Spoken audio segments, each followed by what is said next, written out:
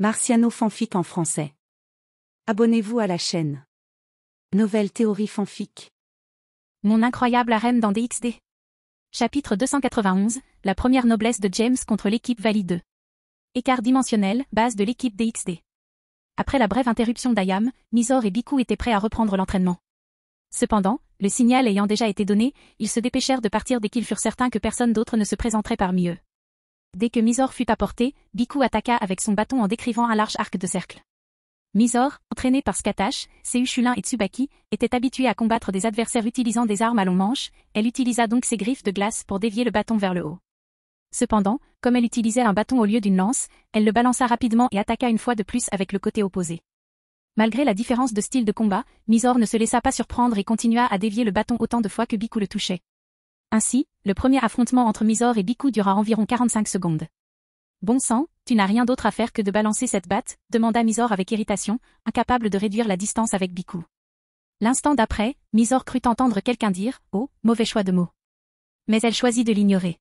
« Et, si ce n'est pas cassé, ne le répare pas, d'accord ?» répondit Biku en riant tandis qu'il accélérait la vitesse de son bâton vers Mizor.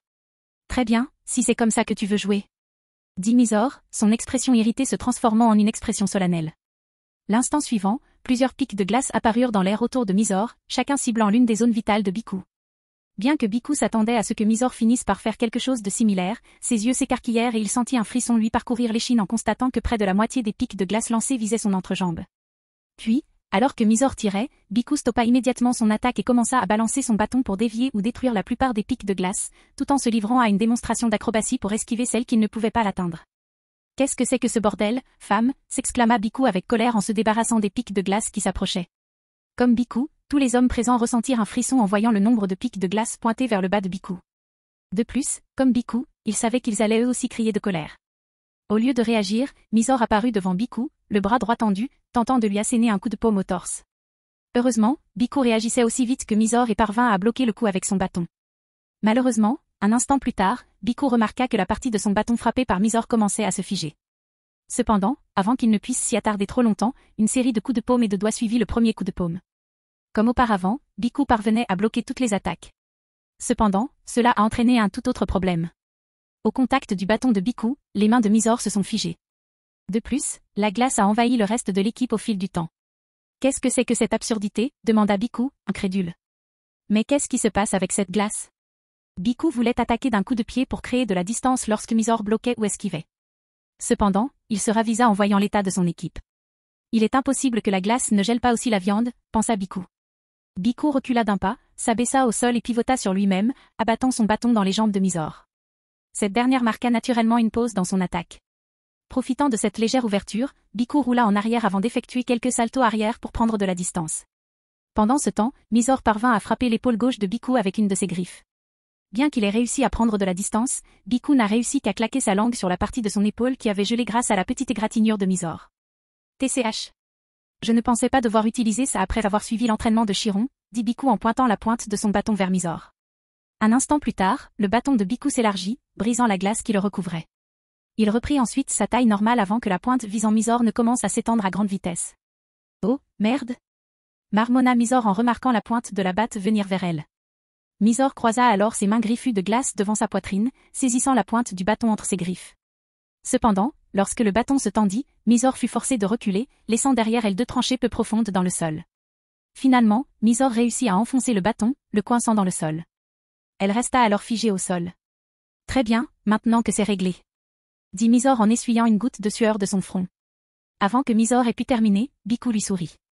Puis il remit le bâton à sa taille normale. « Oh, allez, hurla Mizor, agacé. « Ah. Tu ne peux pas me battre, alors pourquoi ne pas abandonner ?» se vanta Biku en faisant tournoyer son bâton avant de le poser sur son épaule. Soupir. « Je ne suis pas aussi doué que James ou tante Leona, mais je pense que je vais m'en servir, » dit Mizor, le regard rempli de détermination. Un instant plus tard, Mizor disparut. Elle apparut alors à la droite de Biku. Bien que surpris, Biku parvint à esquiver le coup de griffe de Mizor grâce à un jeu de jambes impressionnant. Puis, il frappa son bâton avec une force impressionnante. Cependant, Mizor disparut à nouveau, juste avant l'attaque de Biku.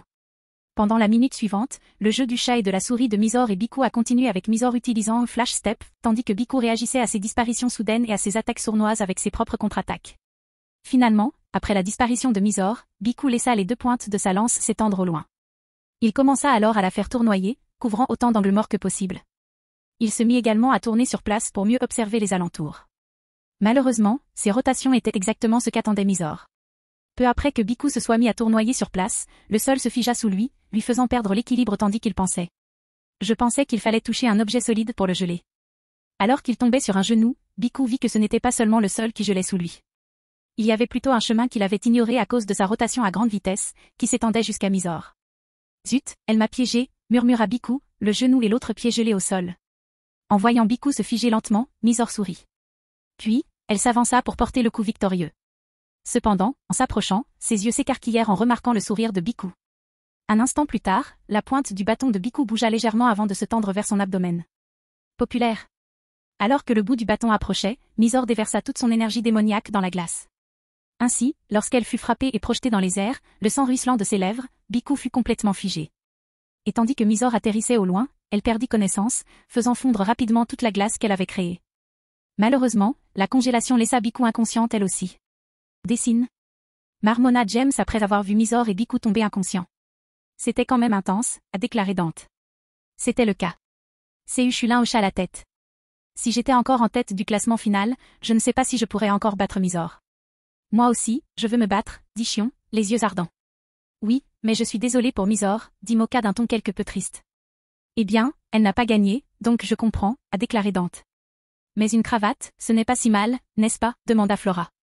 Ce n'est pas ça, dit Moka. Elle a baissé sa garde quand elle pensait avoir gagné.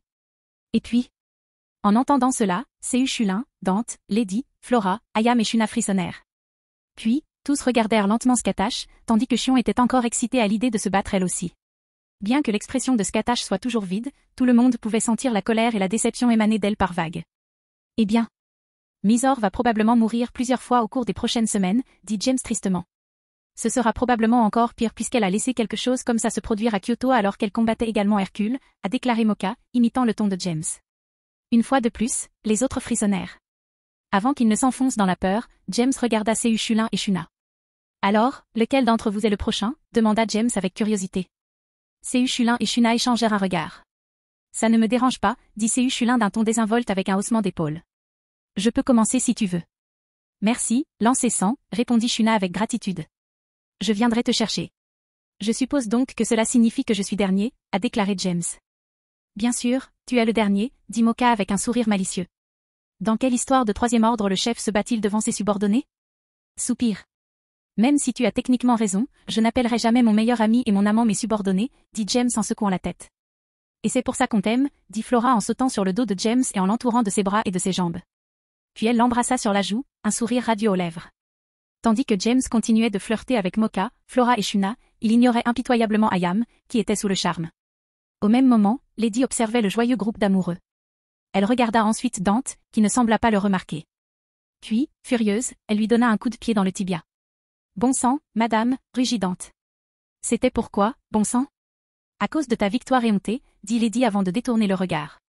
Je dois m'assurer que tu ne deviennes pas encore plus arrogant que tu ne le es déjà. Qu'est-ce qui se passe? Demanda Dante, perplexe. Ta réaction est arrivée trop tard. Alors que Dante et Lady continuaient à se disputer, Seu Chulin les regarda et secoua la tête. Sérieusement, vous devez aussi dormir ensemble et en finir avec ça, dit Seu Chulin d'un ton fatigué. Tais-toi, lancez. Tandis que Seu Chulin s'attirait les foudres de Dante et de la dame, Asia acheva de guérir Mysore. Une fois la guérison achevée, Mysore commença à se réveiller. Lorsque Mysore ouvrit les yeux, la première chose qu'elle vit fut le visage souriant d'Asia. Mysore, je suis contente que tu ailles bien, dit Asia joyeusement. Je l'ai raté, demanda Mysore, un peu découragée. Non, c'était un match nul, répondit Asia. Puis elle serra les poings devant sa poitrine avant de poursuivre. Tu t'es battue avec acharnement. Oui, tu t'es bien battue, dit une voix froide de l'autre côté de Mysore. Mais à quoi bon se battre si on finit par baisser la garde? En entendant cette voix glaciale, Mysore se figea tandis qu'Asia souriait ironiquement. Puis, Mysore tourna la tête vers la source de la voix, très, très lentement. Lorsqu'elle vit enfin l'interlocuteur, elle sentit le monde se décolorer. On dirait que l'entraînement de Scatache n'est pas assez intense si tu laisses ce genre de choses se reproduire sans cesse, dit Scatache, impassible. Ne t'inquiète pas. Je ferai de mon mieux pour corriger cette lacune. Merci, maître Scatache, répondit Mysore, les larmes aux yeux. Hochant la tête en réponse, Scatache attrapa Mysore par la nuque et la tira sur ses pieds. Maintenant, reviens avec moi et les autres et regarde le reste des combats, ordonna Skatash. Assister à des combats de ce genre t'aidera à améliorer ta technique. Oui, madame, répondit Mysore. Skatash et Mysore se dirigèrent ensuite vers le reste de la première péri de Jacques. Maître Skatash, je pensais que vous regarderiez les matchs avec Maître Chiron, demanda Mysore avec curiosité en marchant à côté de Skatash. J'y vais, répondit Skatash. Mais je dois sceller mes disciples avant qu'ils puissent combattre leurs adversaires. Sinon, les choses seront très unilatérales. Ah, d'accord, dit Mysore en hochant la tête. Une fois que Skatash et Mysore eurent rejoint le reste du groupe, elle plaça des sauts de suppression sur James et Sehushulin. Puis, sans explication, elle se retourna et s'éloigna.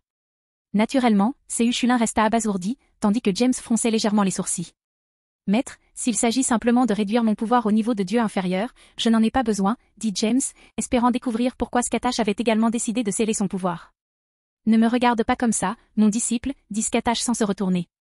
Nous savons tous les deux que tu voulais vraiment conserver ton pouvoir au niveau d'un dieu inférieur. Mais nous savons aussi que tu voulais intimider ce garçon avec ta forme de super diable. Et ces runes vont t'en empêcher. Soupir.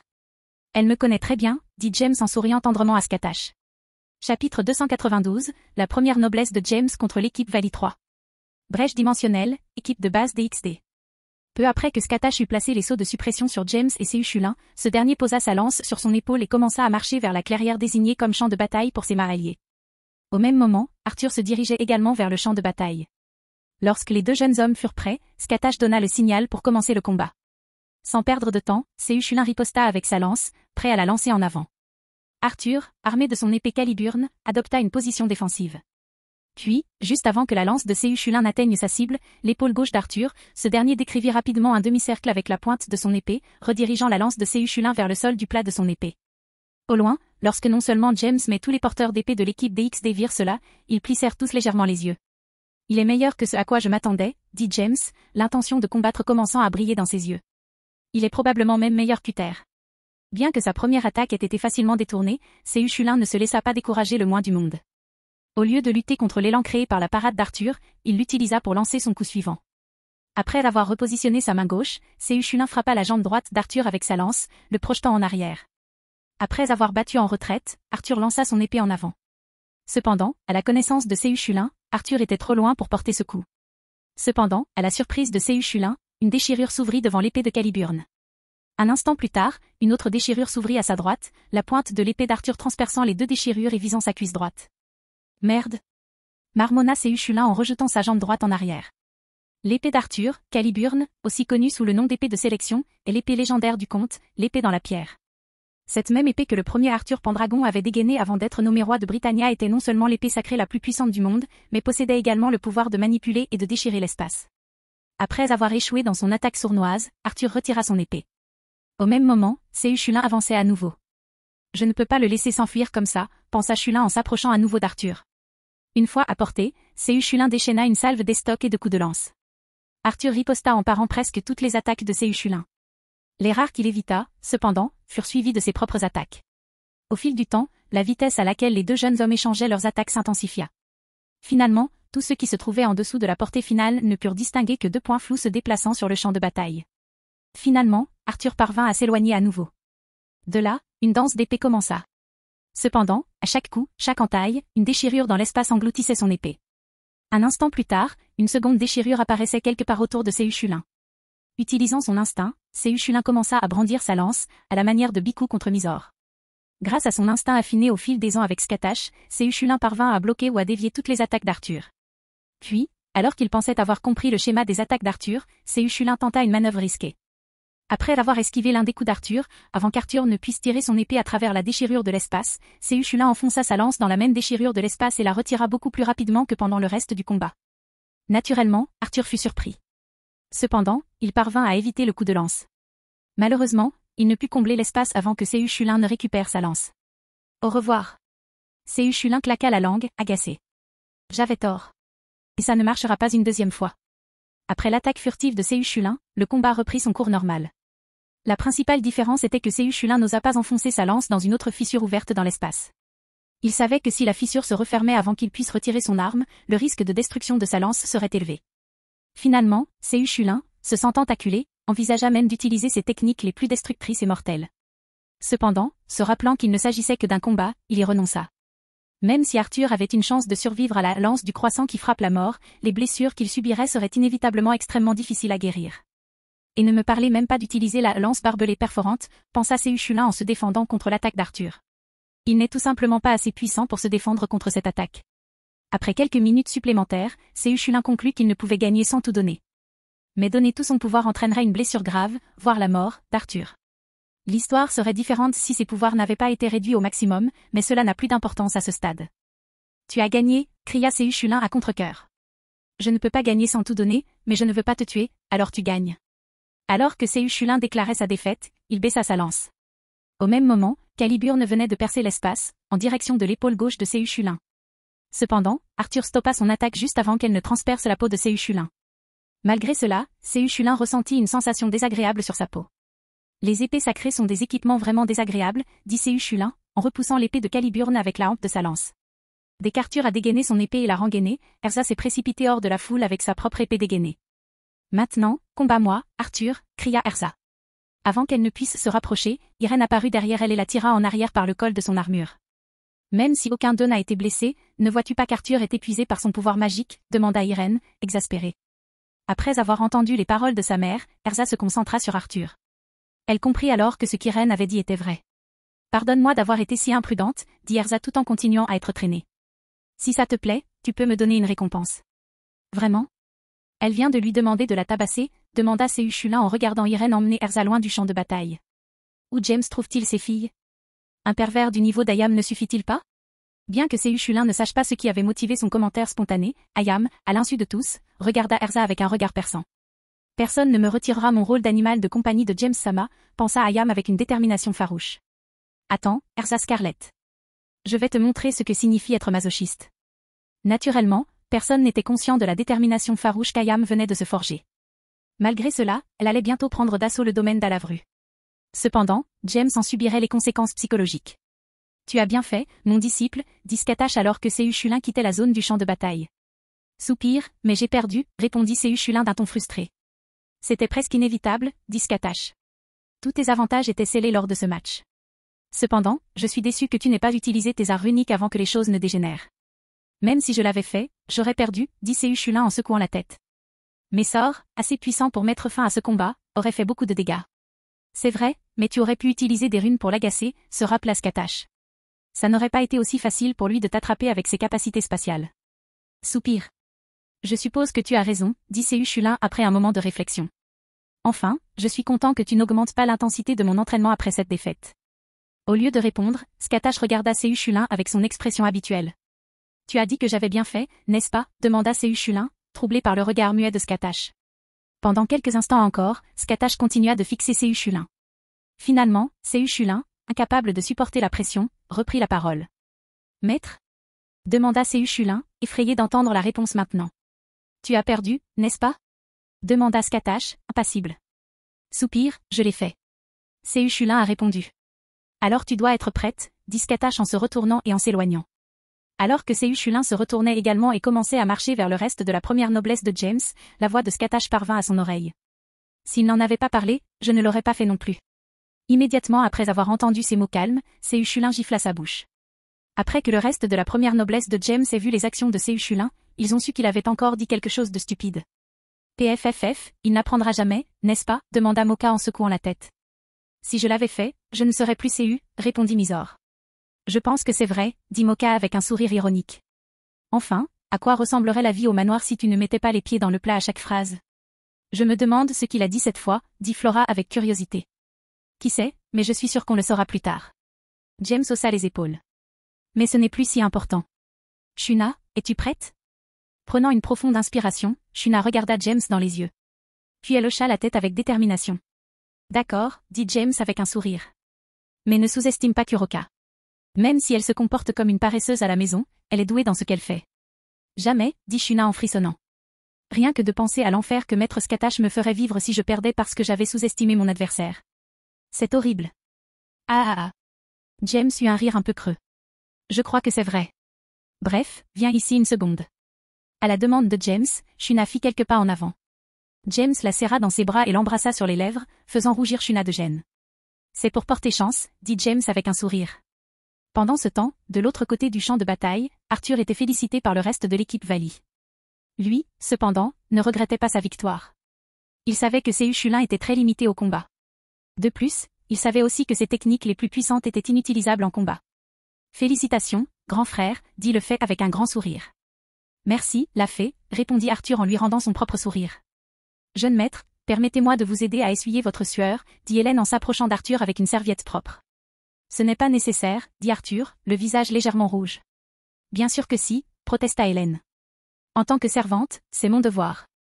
Puis, avant qu'Arthur ne puisse protester davantage, Hélène réduisit la distance et commença à essuyer la sueur du visage et du cou d'Arthur. Oh mon Dieu, je suis tellement jalouse de tout. Je veux dire de la servante, dit Léona en apparaissant à côté du trio sans qu'aucun d'eux ne remarque son approche. Vous êtes un parfait exemple. Tout d'une servante et de son maître. À ce moment-là, non seulement Arthur, mais même Hélène rougissait. Pendant ce temps, la Fée souriait à son frère et à Hélène. Puis, avant que quiconque puisse la contredire, Léona disparut avec Flash Step. Après le départ de Léona, Arthur, la Fée et Hélène restèrent silencieux. Cependant, quelques instants plus tard, la Fée rompit le silence. Vous feriez vraiment un couple parfait, dit la Fée avec un joli sourire. Puis elle s'enfuit. Ne te moque pas de ton frère aîné, dit Arthur, tandis qu'il courait après le Fée, il en profita pour échapper à la situation embarrassante. Pendant ce temps, Hélène regardait Arthur poursuivre sans enthousiasme la Fée. Puis elle sourit d'un air radieux. Alors, vous avez les mêmes pensées que moi, jeune demoiselle le Fée, se dit Hélène, sans quitter Arthur des yeux. Chapitre 293, la première noblesse de James contre l'équipe Vali 4. Écart dimensionnel, base de l'équipe DXD. Le prochain match devrait être intéressant, a déclaré James avec un sourire en regardant Shuna et Kuroka se diriger vers le centre du champ de bataille. Ouais, ce n'est pas tous les jours qu'on voit deux personnes aux capacités similaires se battre comme ça. Moka acquiesça d'un signe de tête. Mais, j'ai l'impression que Koneko-chan sera le seul à vraiment comprendre le combat, dit Mizor en faisant la moue. Tu n'as que toi-même à blâmer pour ça, dit James en tapotant le front de Mizor d'un air espiègle. Shuna t'a proposé de t'apprendre à utiliser le Sanjutsu et le Yujutsu. Mais tu as dit qu'utiliser tes traits raciaux était largement suffisant. Je sais, s'écria Mizor, sa moue s'accentuant tandis qu'elle repoussait la main de James. Ce qui rend la situation encore pire, c'est... ajouta Moka avec un sourire malicieux. En entendant cela, les yeux de Mizor s'écarquillèrent. Elle s'avança alors pour tenter d'empêcher Moka de dire quoi que ce soit. Moka, arrête, hurla Mizor, incapable de rattraper Moka, qui s'enfuit en riant. Quand il est revenu demander de l'aide à Shuna pour apprendre le Sanjutsu, Shuna lui a dit que ce navire a déjà navigué, dit Moka, terminant la phrase qu'elle avait commencée. Moka, se plaignit Mizor d'un ton offensé. Tandis que Mizor et Moka traversaient la salle d'attente en courant, Shuna et Kuroka arrivèrent enfin à leur place de départ. Puis, sans échanger un mot, ils attendirent le signal du début du match. Dès le signal du départ, Kuroka et Shuna se couvrirent de Tuki. Cependant, lorsque Kuroka s'avança pour engager le combat rapproché, Shuna se défendit avec fracas pour maintenir ses distances. Voyant que Shuna n'avait aucune intention de la combattre au corps à corps, Kuroka leva sa main droite, paume tournée vers Shuna, et lança une explosion d'aura condensée sans jutsu. Voyant cela, Shuna fut surprise. Cependant, tout l'entraînement avec Skatash n'avait pas été vain. Elle utilise son aura sans jutsu, ou ki, comme les personnages du manga que Ria apprécie, se dit Shuna. Je devrais peut-être essayer aussi. Je me demande si j'aurai d'autres idées en lisant le manga. Poussant son tuki contre ses jambes, Shuna augmenta sa vitesse et esquiva le projectile. Au même moment, une sphère de feu rouge sang apparut dans chacune de ses mains, chacune de la taille d'un ballon de basket. Sans perdre de temps, Shuna commença à tirer des orbes plus petits depuis chacun des orbes plus grands, ce qui fit diminuer progressivement leur taille. Elle a ajouté son aura sans jutsu à son Yujutsu, pensa Kuroka en regardant les attaques approcher. Je n'y avais jamais pensé. Je devrais essayer. Esquivant les projectiles, Kuroka semblait exécuter une danse traditionnelle japonaise. Si elle avait brandi 2 éventails, cela aurait été parfait. Cependant, les manœuvres d'esquive de Kuroka ne se limitaient pas à cela. Tandis qu'elle bougeait, une fine brume jaillit du bas du kimono de Kuroka, obscurcissant légèrement le champ de vision de Shuna.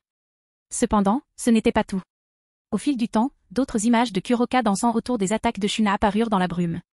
Des illusions, pensa Shuna en se concentrant sur les présences dans la brume. Cependant, après avoir réalisé que le nuage de brume tout entier dégageait la même aura que Kuroka, Shuna cessa d'examiner la brume pour trouver le vrai Kuroka. Si je ne trouve pas le vrai, je les éliminerai tous d'un coup. Laissant flotter les 2 orbes de flammes rouges sans qu'elle tenait et poursuivant son bombardement, Shuna déploya ses ailes et s'envola. Puis, levant les 2 mains au-dessus de sa tête, elle créa une sphère de flammes rouges sans encore plus grande. Oh, Shuna se donne à fond, dit James en souriant. Un instant plus tard, cependant, son sourire disparut.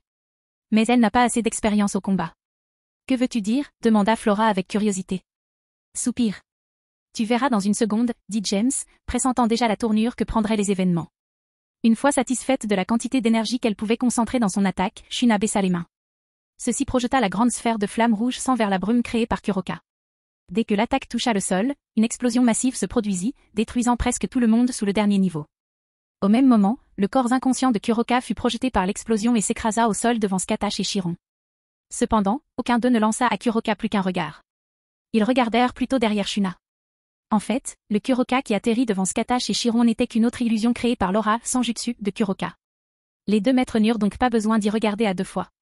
Shuna, quant à elle, respirait difficilement à cause de l'énergie dépensée lors de la dernière attaque. Alors, lorsqu'elle vit Kuroka s'échapper de l'explosion et atterrir immobile devant Scatash et Chiron, elle laissa libre cours à sa tension. Cependant, n'entendant pas l'annonce du match, elle jeta un nouveau coup d'œil à Scatash et Chiron. Comprenant ce qu'il voyait, un sentiment de malaise la prit au creux de l'estomac. Puis elle tourna la tête pour regarder par-dessus son épaule. Réalisant que la fin du match n'avait pas été annoncée, tous, sauf James, qui observait également Shuna, regardèrent les juges du match, Scatash et Chiron, et comprirent qu'ils fixaient l'espace derrière Shuna. Puis, après avoir regardé dans la même direction, ils arrivèrent juste à temps pour voir Shuna rejeter brusquement la tête en arrière. Malheureusement, elle arriva trop tard, lorsque le poing de Kuroka, couvert de Tuki, s'abattit sur le dos de Shuna. Sous l'attaque de Kuroka, Shuna fut projetée vers le bas à grande vitesse. Avant qu'elle ne touche le sol, James la rattrapa. Naturellement, tout le monde fut choqué par l'intervention de James. Cependant, lorsque James atterrit, tout le monde réalisa que Shuna était déjà inconsciente. « Tu as bien fait, Shuna », dit James avant d'embrasser Shuna inconsciente sur le front. « Même si tu as eu environ 6 mois pour t'entraîner avec Maître, ça n'a pas suffi à compenser la différence d'expérience. » Kuroka est le gagnant, a déclaré Chiron, mettant fin à la 5e partie de ce défi. Un instant plus tard, Kuroka atterrit à côté de James. Avec une pointe d'inquiétude dans le regard, elle observa le visage de Shuna. « Elle va bien, n'est-ce pas ?» demanda Kuroka. « Je sais qu'à l'origine, c'était une Oni, alors je l'ai frappée très fort, nia. »« Ne t'inquiète pas pour Shuna, » dit James avec un sourire en marchant vers Asia, Shuna toujours dans ses bras. Elle a perdu connaissance seulement parce que sa tête a heurté si fort. Ce n'était qu'une légère commotion cérébrale. Elle aura probablement un sacré bleu dans le dos, cependant. En entendant cela, Kuroka poussa un soupir de soulagement. En vivant chez James, elle était devenue proche de la plupart des résidents. De plus, Shuna lui avait confectionné de magnifiques kimonos. L'idée d'avoir gravement blessé quelqu'un qu'elle considérait désormais comme un ami la rongeait. Quelques instants plus tard, James et Kuroka arrivèrent aux côtés d'Asia, et James laissa Shuna avec le guérisseur. Il retourna ensuite au champ de bataille. À son arrivée, Vali se tenait déjà là, les bras croisés et un sourire confiant. « Est-il confiant parce qu'il sait que mon pouvoir sera scellé ?» se demanda James en s'avançant vers le champ de bataille. « Ou a-t-il un plan en réserve ?» Quoi qu'il en soit, je suppose que je le découvrirai lors de notre combat. Quelques instants plus tard, James s'arrêta devant Vali et le regarda avec curiosité. « Eh bien, tu sembles assez confiant, alors voyons ce qui te fait ressentir cela, » a déclaré James. « Ne t'inquiète pas, je vais te montrer, » répondit Vali, toujours souriant. Pour commencer. Scatash était aux commandes à ce moment-là. Aussitôt, Vali chargea avec Divine sur le dos. En réponse, James déploya le Boosted Gear sur son bras gauche. Puis, une fois à portée, Vali lança un coup de poing gauche à James. Cependant, contrairement au Vali d'autrefois, au lieu d'un coup porté de toutes ses forces, sans raffinement, celui-ci était précis. Bien plus tranchant que tout ce que Vali avait montré à James par le passé.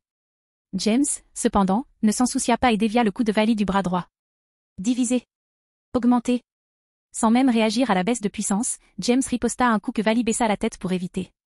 Malheureusement, James était bien plus expérimenté en combat rapproché et en style de combat structuré. James enchaîna alors rapidement, forçant Vali à battre en retraite. Cependant, avant que Vali ne puisse récupérer, James étendit l'index de sa main droite et une petite sphère rouge d'aura draconique apparut à son extrémité. Tir du dragon, murmura James tandis que l'orbe était tiré vers Vali en retraite. Sans même réfléchir, Vali a équipé sa ceinture d'écailles de dragon perdu.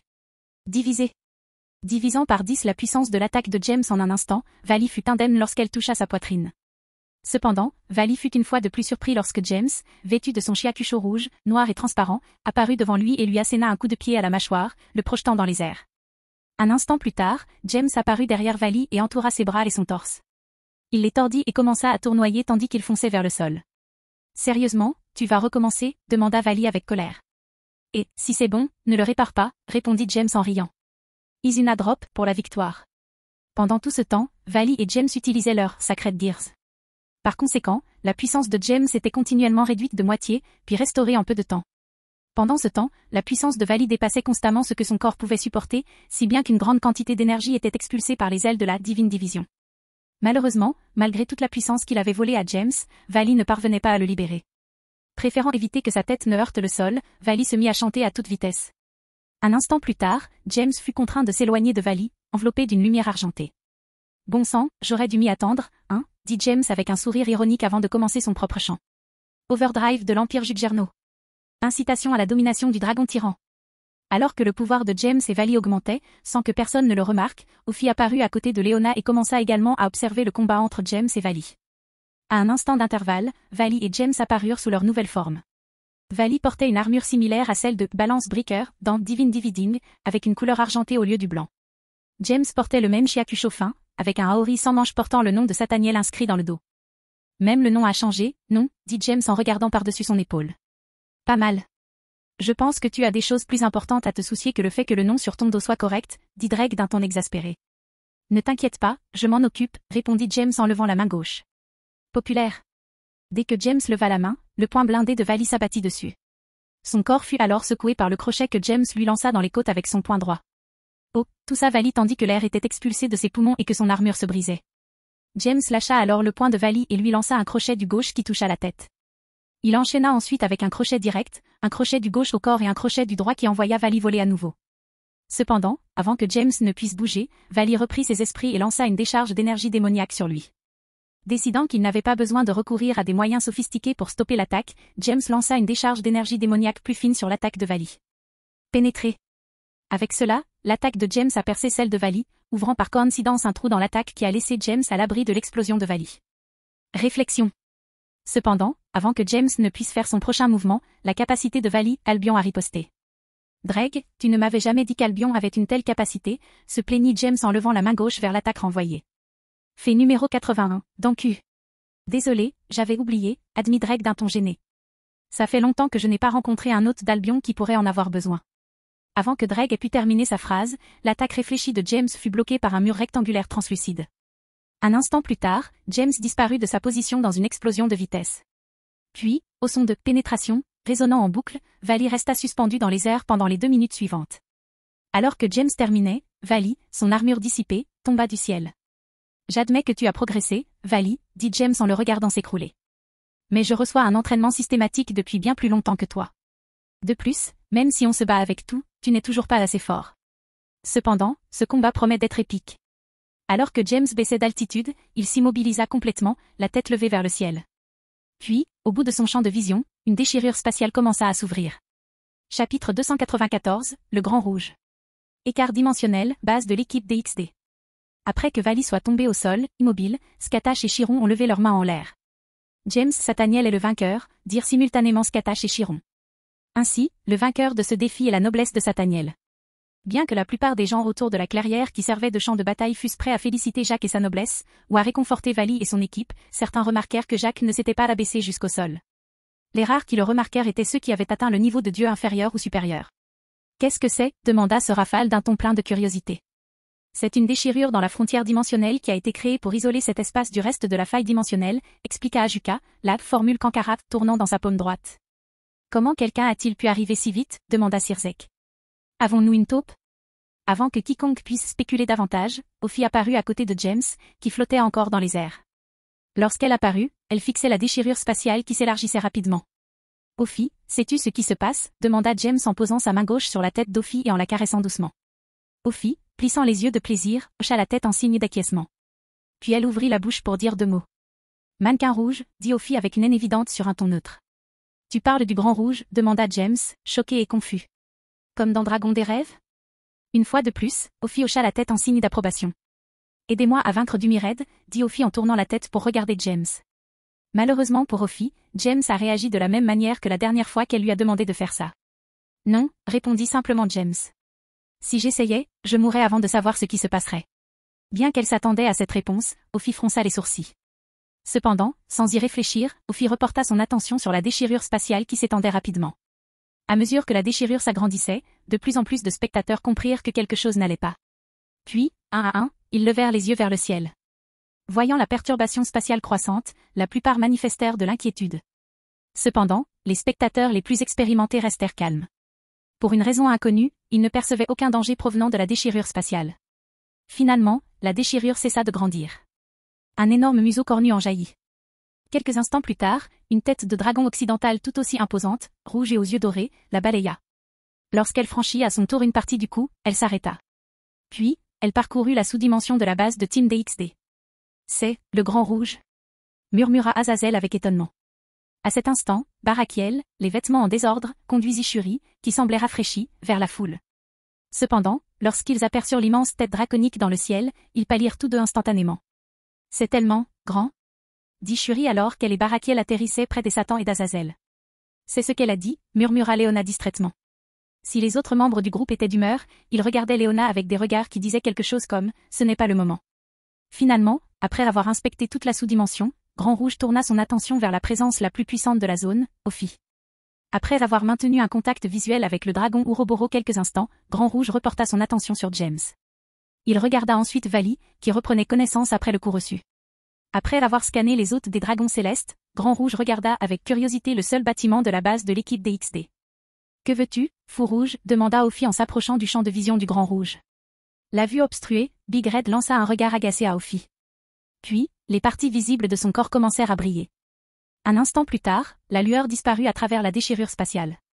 Une fois la tête de Big Red détachée pour maintenir ouverte la déchirure spatiale, celle-ci commença à se refermer lentement, provoquant un soupir de soulagement pour tous. Je pense que Grand Rouge était simplement curieux, dit Sirzek, le visage reprenant des couleurs. Sinon, les choses auraient pu être bien pires. Simultanément, Ajuka, Serafal, Azazel et Issa hochèrent la tête. Bien que Grand Rouge fût apparemment parti, Ophi fixait toujours la déchirure spatiale qui se refermait lentement. Puis, James vola à ses côtés et recommença à lui caresser la tête. « Quoi de neuf, Ophi » demanda James avec curiosité. « Du Myred n'est pas parti, » dit Ophi. « On reviendra, bientôt. » Bien qu'il ne parlât pas à voix haute, tous les habitants de la sous-dimension parvinrent à l'entendre. Cependant, avant que quiconque puisse l'interroger, et juste avant que la faille spatiale ne se referme complètement, une silhouette apparut. Cette femme était d'une beauté incroyable, à la peau couleur blé, aux yeux dorés aux pupilles écarquillées et aux longs cheveux roux noués en une seule tresse qui lui arrivait à mi-cuisse. Mesurant 1,80 mètres, elle portait une robe rouge asymétrique qui mettait en valeur sa poitrine imposante, sa taille fine, ses hanches larges et son dos large. Les bretelles sur le haut de ses hanches et sur toute la longueur de sa robe mettaient en valeur sa jambe gauche et sa cuisse sexy, tandis que ses pieds étaient ornés de talons rouges à brides qui croisaient ses mollets. « Je ne sais pas qui elle est, mais cette fille sait s'habiller », dit Léona, l'appréciation évidente dans sa voix. En réponse, toutes les femmes présentes hochèrent la tête. Après que la déchirure se fut refermée derrière elle, la femme rousse flotta vers Ophi et James. Cependant, elle semblait assez mal à l'aise, bougeant constamment ses bras et ses jambes, comme pour tester leur amplitude de mouvement. « Je ne sais pas comment tu peux supporter d'être sous cette forme humanoïde et chétive, » dit la femme aux cheveux roux à Ophi après s'être arrêtée devant Ophi et James. Après avoir parlé, la rousse fit un clin d'œil à James, qui la fixa, captivé par sa beauté et son corps explosif. Un instant plus tard, James réalisa ce qu'il faisait et se frotta à la nuque d'un air penaud. Voyant cette interaction, les sourcils d'Ophi se froncèrent légèrement, puis elle attrapa le bras de James de manière protectrice. « Que fais-tu ici, Fou Rouge » demanda Ophi d'un ton agressif. Après avoir entendu la question d'Ophi, tous s'écarquillèrent les yeux. Ils fixèrent alors la femme flottant devant James et Ophi, sous le choc. « Tu es en train de me dire que cette fille stupide et sexy est cet énorme dragon » demanda Dante, surpris. Un instant plus tard, il recula d'un pas et se saisit le tibia de douleur. « Oh. Bon sang, ma belle. Pourquoi m'as-tu frappé ?» grogna Lady avec colère, refusant de regarder Dante. « Sérieusement, est-ce que vous pourriez juste dormir ensemble et en finir » demanda Séhuchulin. Cette fois, bien que Dante et Lady le regardèrent, le reste de la première péri de Jacques hocha la tête. Pendant ce temps, de retour dans le ciel, Big Red souriait à Ophi. « J'ai senti les auras des dragons célestes entrer en collision » dit Grand Rouge d'un ton sensuel. « Alors je suis venu voir ce qui se passait. »« Tu l'as déjà vu » dit Ophi. Puis, d'un geste de la main, il repoussa le Grand Rouge. « Maintenant, va-t'en. »« Non, je passe mon tour » répondit Grand Chaperon avec un sourire. Puis il se rapprocha de James et posa sa main droite sur sa joue gauche. « Pourquoi ne me ferais-tu pas visiter ce bâtiment ? Il semble y avoir des choses intéressantes là-bas, que j'ai vues dans les rêves de beaucoup de gens. » Pris entre l'impatience du Grand Rouge et la réticence d'Ophi, James haussa simplement les épaules. Puis il tapota à nouveau la tête d'Ophi. « Bien, » répondit James. Puis il regarda Ophi. « Je vais faire un barbecue pour fêter le premier dîner de l'équipe DXD à la base. » Tandis que Grand Rouge souriait joyeusement lorsque James accepta sa demande, Ophi affichait une expression qui laissait entendre qu'elle hésitait à bouder. Si elle n'était pas ravie que Grand Rouge ne parte pas, elle était heureuse que James lui caresse à nouveau la tête et qu'elle s'apprête à lui faire un barbecue. « Bon, Tout le monde devrait se préparer pour le dîner, dit James en s'adressant à la foule au sol. Retrouvez-moi à la piscine. Après avoir fait visiter la piscine à nos invités, je préparerai un repas sur le grill. Oh, et si vous voulez aller nager, n'oubliez pas vos maillots de bain. Sur ce, James mit fin à sa transformation. Puis, lui, Ophi et Grand Rouge volèrent vers le bâtiment de base. Scatash et Irène les suivirent, suivis de près par les graines de James. Pendant ce temps, tous les autres étaient encore un peu perplexes face à ce qui s'était passé. Finalement, Azazel fut le premier à reprendre ses esprits. PFFF. On aurait dû se douter que ça arriverait, dit Azazel d'un ton fatigué. La confrontation entre James et Vali a non seulement attiré l'attention de Grand Rouge, mais même Ophi est apparu du monde des humains. Plus important encore, est-il acceptable de laisser le Grand Rouge errer ainsi, demanda Sirzek, l'air solennel. Qu'elle aille bien ou non, que pouvez-vous y faire, demanda Azazel avec un sourire malicieux. En fait, nous ne pouvons pas la forcer à partir. Personne ici n'en a le pouvoir, sauf Ophi. Et si j'essayais, cet espace serait détruit plus vite que nous ne pourrions leur demander d'arrêter, dit Ajuka en secouant la tête. Ce qui est bien, c'est que Grand Rouge semble s'être pris d'affection pour James, ajouta Azazel. Donc, tant que personne ne fait de bêtises, tout ira bien. J'espère que tu as raison, dit Michael avec une expression incertaine. Ça suffit. Léona intervint dans la conversation entre les chefs de faction. On devrait faire ce que James a dit. Il va préparer de la nourriture sur le grill. Si ça ne te dérange pas de rater ça, ça compte encore plus pour moi. Sur ce, Léona commença à marcher vers le bâtiment de base, ramenant la plupart du groupe, en particulier ceux qui avaient expérimenté la magie de James sur le grill, à leur sens. Puis tout le monde entra dans le bâtiment de base. Cependant, Azazel semblait toujours mécontent en regardant Barakiel et Shuri.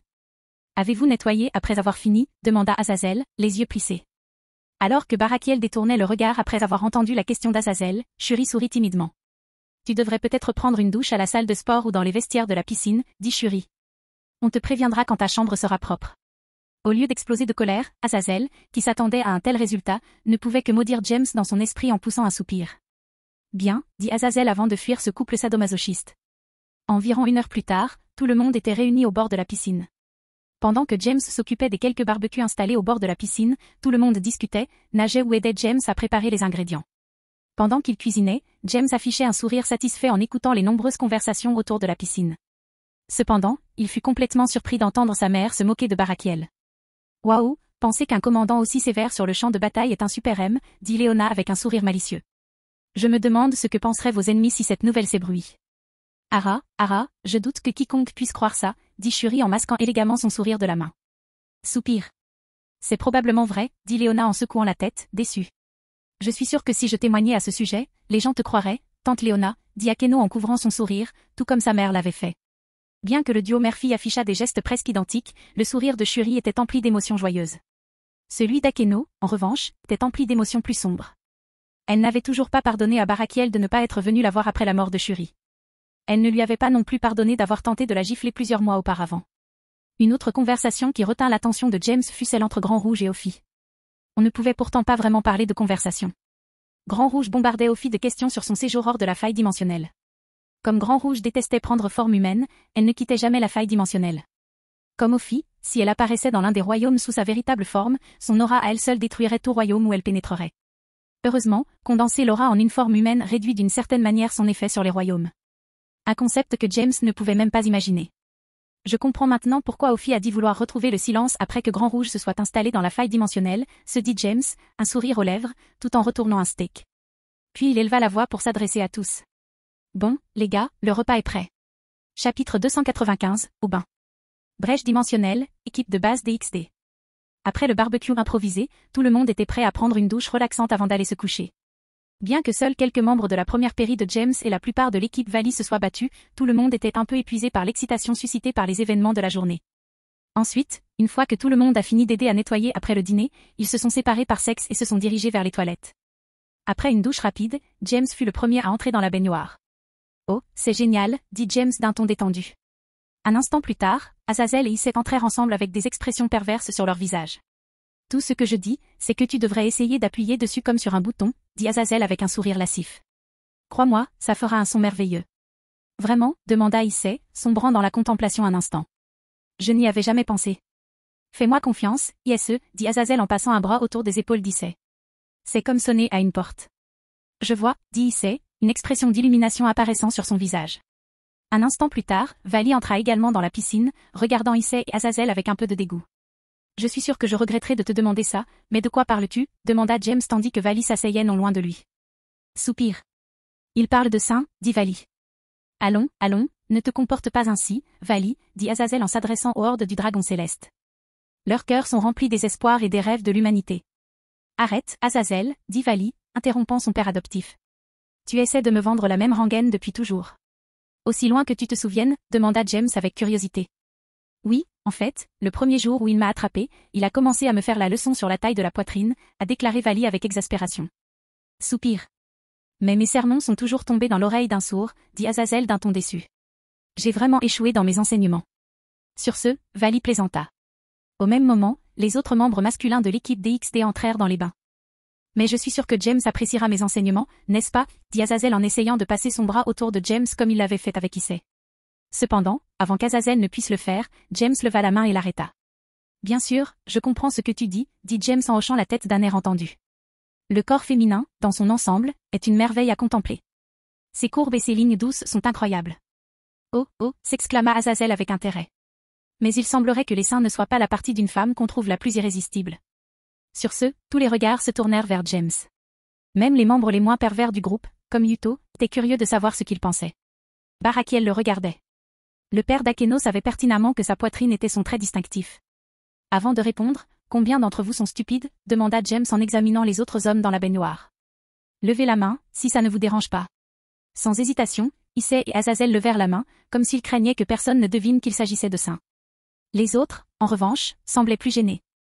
Tandis qu'ils échangeaient des regards, plusieurs garçons levèrent timidement la main. D'abord Tobio, puis Kuki, Seu Chulin, Biku, et enfin Gaspé. Gaspé, vraiment? Demanda Issei avec curiosité. Puis, comme Azazel l'avait fait avec lui, Issei s'approcha du vampire nerveux et passa un bras autour de ses épaules. Je savais qu'il y avait une raison pour laquelle je t'ai toujours apprécié. En réponse, Gaspé baissa la tête, le visage rouge, et commença à joindre le bout de ses index d'une manière typiquement féminine. Maintenant, nous devons juste travailler à le rendre plus viril, dit Issei maladroitement. Bon, maintenant on sait qui sont les imbéciles, dit James en souriant en voyant les mains levées. La question suivante, y a-t-il des imbéciles? Étonnamment, Yuto fut le premier à lever la main. Sans toutefois afficher une expression perverse, il était suivi de Janshiro et, une fois de plus à la surprise générale, de Vali. Kiba, tu aimes les fesses, hein? Demanda James en souriant. Je suis sûr que Momo et Tsubasa seraient intéressés de le savoir. Sanpé, ne te moque pas de moi, dit Yuto avec un sourire en coin. Je participe juste à la conversation. Tu le es vraiment, dit James, toujours souriant. Puis il regarda Janshiro et hocha la tête. Mais en regardant Vali, son sourire s'élargit encore. Pile, hein? Vu ta proximité avec Lavinia, je suis presque sûr que c'était des seins. Hein? Grogna Vali en tournant la tête. Tu peux dire ce que tu veux, mais tu devrais être content que je participe à une conversation comme celle-ci. Je vois. Dit Azazel en caressant sa barbiche. Puis il sourit à Vali avec compréhension. C'est pour ça que mes enseignements ne t'ont jamais atteint. Tu étais à l'opposé du spectre. Ne me regarde pas comme ça, vieil homme, dit Vali, irrité par le regard qu'Azazel lui lançait. Ne t'inquiète pas, Vali, dit Azazel en s'approchant de Vali et en lui tapotant l'épaule. J'ai plein de lectures, chez moi. Je te trouverai de bons magazines. Je n'ai pas besoin de vos foutus magazines, aboya Vali. Maintenant, il n'y a plus besoin d'être timide, dit Azazel avec son sourire habituel sur le visage. Tandis qu'Azazel et Vali continuaient de se disputer, le reste du groupe les observait avec intérêt. Cependant, après quelques instants, il s'est repris ses esprits. Il fixa alors James avec une grande intensité. Sanpé, n'essaie pas de changer de sujet, dit Issei. Tu n'as pas encore répondu à la question. Quel est ton passage préféré? Calme-toi, Issei, dit James en faisant un geste de la main droite pour qu'Issei se calme. Je n'ai jamais voulu esquiver la question. Ce que je préfère, c'est... Tandis que James parlait, il se pencha en avant comme s'il s'apprêtait à révéler un grand secret. Naturellement, attirés par l'atmosphère qu'il créait, les autres hommes se penchèrent également en avant, afin de ne pas perdre le secret. Tu ferais mieux de ne pas dire quelque chose de cliché comme « J'adore chaque partie », dit Azazel, pensant qu'il mettait fin aux machinations néfastes de James. En réponse, James se moqua d'Azazel et le regarda comme pour dire « Quel genre de méchant de bas niveau penses-tu que je suis ?» Après avoir vu l'expression de James, Azazel fit un geste d'excuse avant de faire signe à James de continuer. Une fois que James fut sûr d'avoir l'attention de tout le monde, il sourit vivement. « Je suis un fan de jambes », s'exclama James avec fierté. À mesure qu'il continuait, son enthousiasme ne faisait que croître. « J'adore les cuisses, les mollets et les chevilles. Poser ma tête sur une paire de cuisses, qu'elles soient fermes et musclées ou souples et pleines, est l'un des plus grands plaisirs de la vie. » Naturellement, tout le monde fut surpris par la déclaration de James. Cependant, James n'avait pas terminé. Et la sensation tactile de frotter une paire de mollets entre ses paumes et ses doigts est à tomber, dit James, perdu dans un doux souvenir. Et voir une belle paire de chevilles dépassée d'une paire de chaussures est merveilleux. Pendant les 3 minutes qui suivirent, James expliqua pourquoi les jambes d'une femme étaient si merveilleuses. Et, une fois de plus, le reste du groupe se laissa emporter par le rythme. Quelle passion, dit Azazel en essuyant une larme. Ton amour est inspirant. Merci, dit James avec un sourire et une larme virile. Cependant, après ce bref échange, Azazel regarda James et Vali avec scepticisme.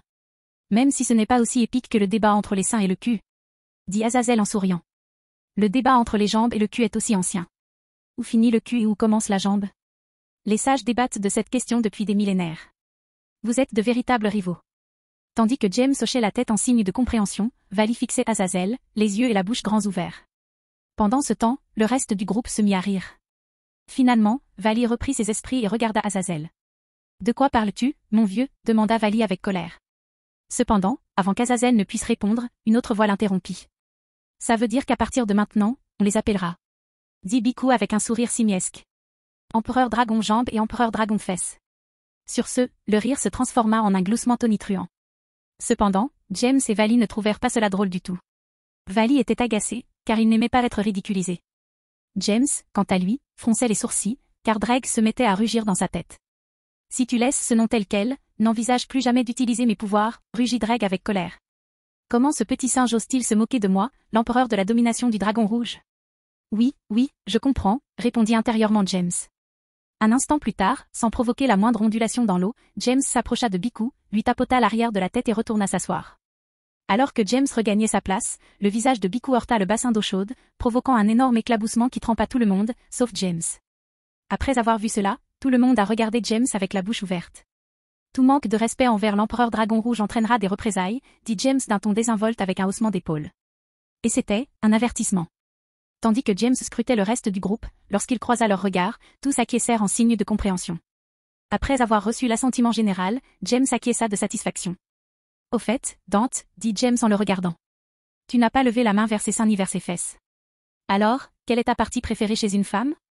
Comment diable suis-je censé te dire ça, répondit Dante avec un ricanement. Pourquoi accepterais-je de me soumettre aux provocations qui vont inévitablement de pair avec ça? Alors que James haussait les épaules avec désintérêt, Séuchulin regardait Dante avec dédain. Ce n'est pas si difficile à comprendre, dit Séuchulin. C'est le plus grand atout de Lady, évidemment. Ça veut dire qu'il n'est pas stupide, alors, dit Issei, l'air pensif.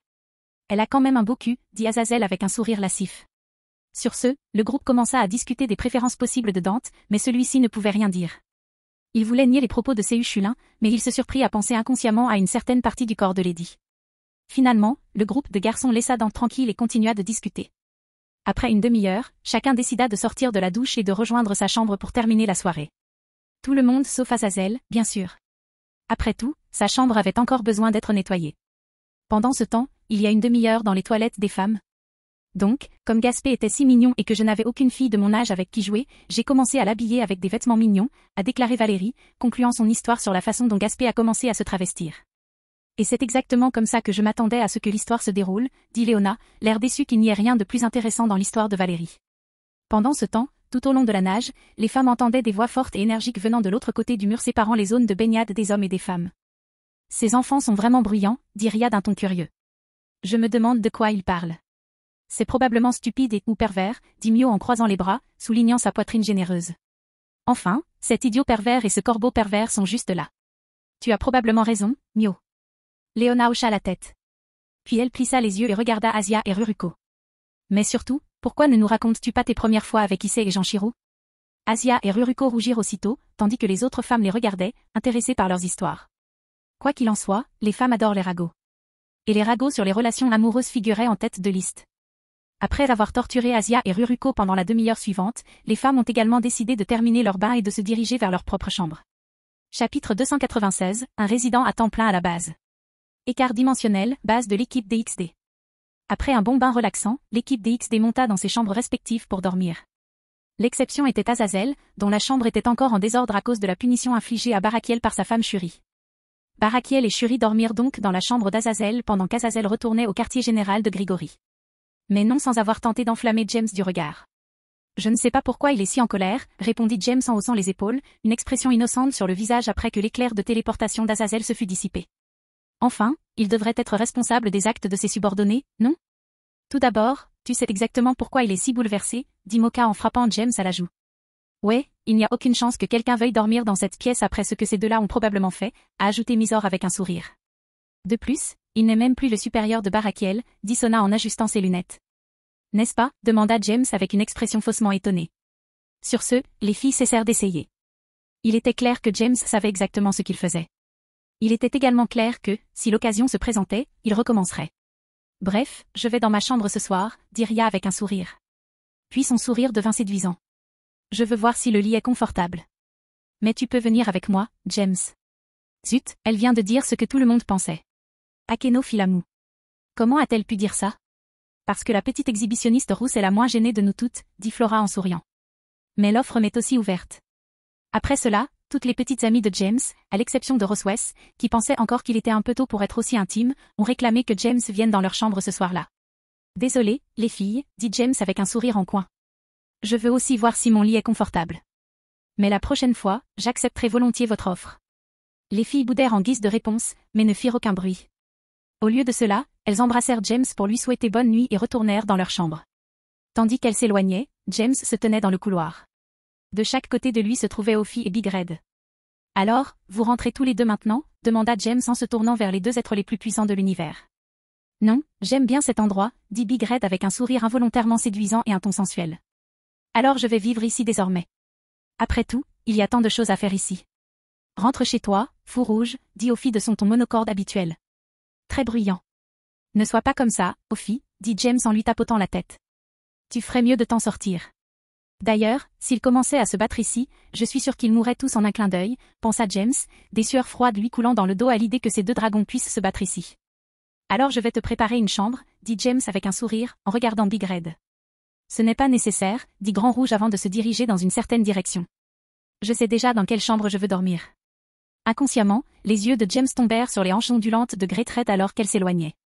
Je déteste la voir partir, mais j'adore la voir partir, pensa James distraitement avant de reprendre ses esprits et de suivre Big Red. En marchant, Ophi suivit naturellement James tout en observant prudemment le Grand Rouge. Finalement, ils s'arrêtèrent devant une porte, provoquant un sourire ironique chez James. C'est ici que je vais dormir à partir de maintenant, dit Big Red avec un sourire. Alors je pense que je ferais mieux de me trouver une chambre, dit James maladroitement. La chambre choisie par Grand Rouge était la suite parentale attribuée à James ce jour-là. Sachant que se disputer avec elle à ce sujet était une erreur, James décida de lui céder la chambre. Je crois que je tiendrai parole, pensa James. Mais dans quelle pièce dois-je aller? Avant que James puisse vraiment réfléchir, Big Red s'approcha encore plus. Puis, comme il l'avait fait avant de lui montrer le bâtiment, il posa sa main droite sur sa joue gauche. Ce ne sera plus nécessaire, James, dit Grand Chaperon Rouge en léchant ses lèvres pulpeuses et pulpeuses. Je ne serai jamais assez impoli pour te mettre à la porte de ta chambre. Désormais, ce sera notre chambre. James fut complètement choqué par cette déclaration. Cependant, avant qu'il ne puisse se remettre de sa stupeur, Grand Rouge fouilla dans son espace de rangement personnel et en sortit la clé de sa chambre. Il déverrouilla la porte et entraîna James à l'intérieur. Ophi fut également entraîné à l'intérieur, tenant James par le bras, avant que Grand Rouge ne fasse sa déclaration. Quand James sortit de sa torpeur, il était assis au bord du lit, les deux dieux dragons le fixant, Ophi, le regard vide, et le Grand Rouge, avec un sourire amusé. J'observe les rêves de ces filles depuis quelques années maintenant, dit Grand Rouge d'un ton légèrement excité. J'ai toujours voulu essayer ça. Avant que James puisse lui demander de quoi il parlait, Grand Chaperon Rouge s'avança et s'assit sur ses genoux. Elle entoura alors son cou de ses bras et se pressa contre sa poitrine. Pendant ce temps, James s'émerveillait de la douceur de la poitrine de Grand Rouge. Elle avait sans conteste la plus grosse paire de seins qu'il ait jamais vue. Et maintenant, il pouvait ajouter une touche sentimentale à cette description. Naturellement, cela le faisait aussi se demander quelle sensation il procurerait dans ses mains. C'est plutôt confortable. Ces filles n'ont pas exagéré la sensation dans leurs rêves, dit Big Red avec un sourire. Puis, son sourire devint encore plus séduisant avant qu'il ne reprenne la parole. Et on dirait que tu apprécies ça autant que moi.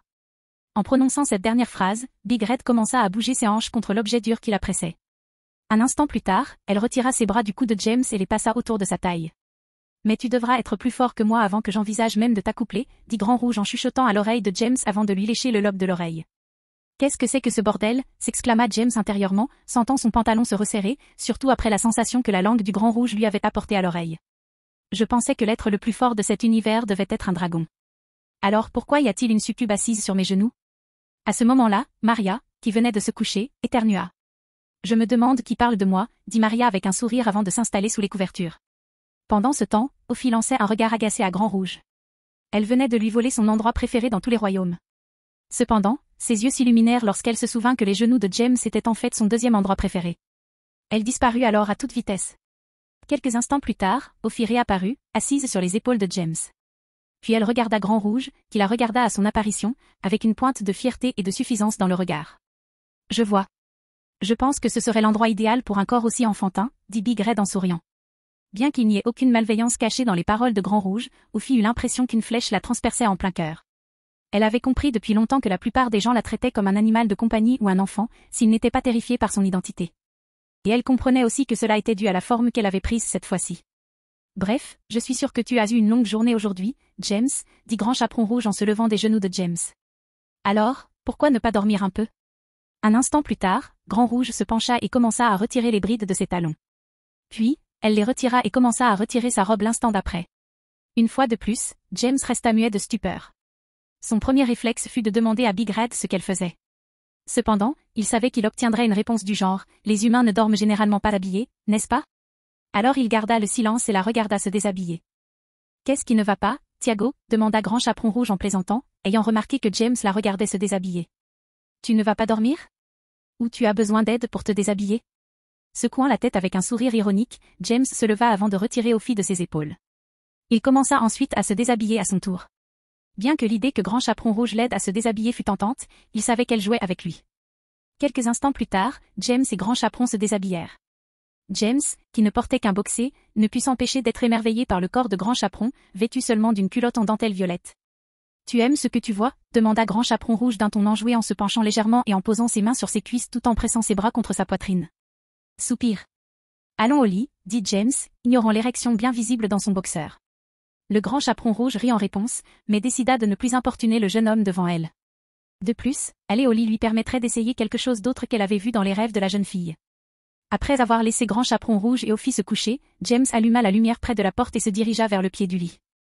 À son arrivée, il vit Grand Chaperon Rouge caresser l'espace entre lui et Ophi de la main en lui souriant.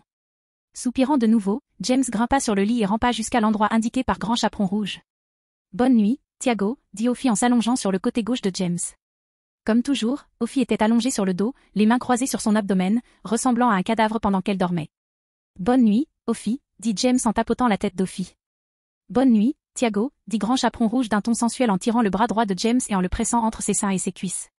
Puis elle posa sa tête sur l'épaule de James. « Bonne nuit, Big Red, dit James avant de fermer les yeux pour dormir, faisant de son mieux pour ignorer le sentiment céleste qui pourrait correspondre à ce qu'il ressentait lorsque Gabriel pressa son bras entre ses seins. Cependant, au lieu de fermer les yeux, Big Red fit la moue et regarda James. Sentant le regard de Grand Rouge, James ouvrit les yeux et la regarda avec une expression impuissante sur son visage. « Tu veux que je te caresse la tête aussi ?» demanda James. Au lieu de répondre verbalement, Big Red hocha la tête, l'air étonnamment mignon, ce qui fit sourire James. Puis, il passa sa main gauche sur son corps et tapota le sommet de la tête de Big Red. « Bonne nuit, Big Red, dit James avec un sourire en caressant la tête du dragon étonnamment mignon. Aussitôt, la moue du Grand Rouge disparut, et un sourire satisfait s'échappa de ses lèvres, chatouillant la poitrine de James. Puis il le regarda avec un sourire heureux. « Aislinn, dit Big Red. « Tu reviens ?» demanda James. « Appelle-moi Aislinn. »« Big Red, ou plutôt, dit Aislinn. C'est mon vrai nom.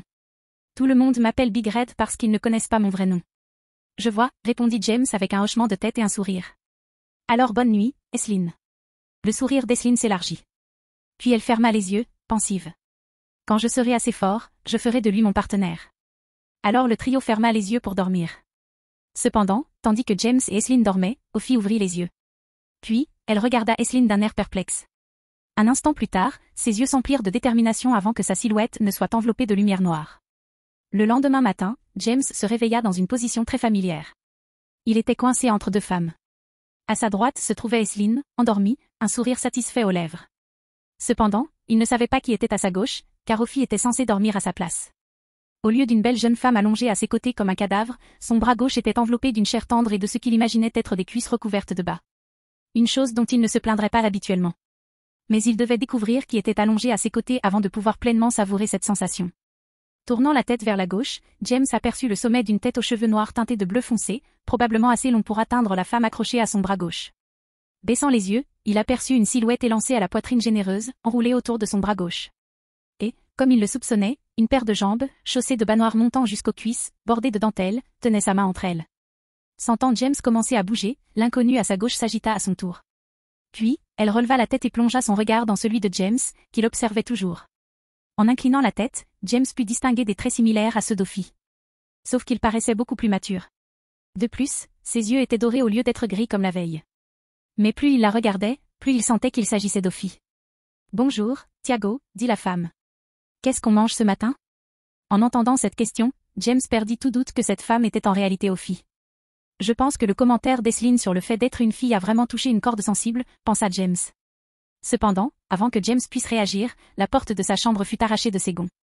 En regardant vers la porte, Ophi et lui virent une beauté aux cheveux bleus clairs, le visage empreint de colère.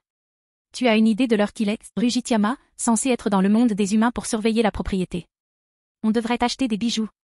Tu n'essaies pas de revenir sur notre accord, si ?» Ce rugissement réveilla également Aislinn, qui dormait encore à la droite de James. James sentit l'irritation qu'elle dégageait. Alors, au lieu de répondre à la question de Tiama, James la regarda simplement avec pitié. Chapitre 297, la punition de Tiama. Écart dimensionnel, base de l'équipe DXD. Dans la suite principale de James, une demi-heure après l'entrée de Tiama, James, Ophi et Aislinn étaient assis au pied du lit, tandis que Tiama était assise par terre, en sésame, la tête baissée.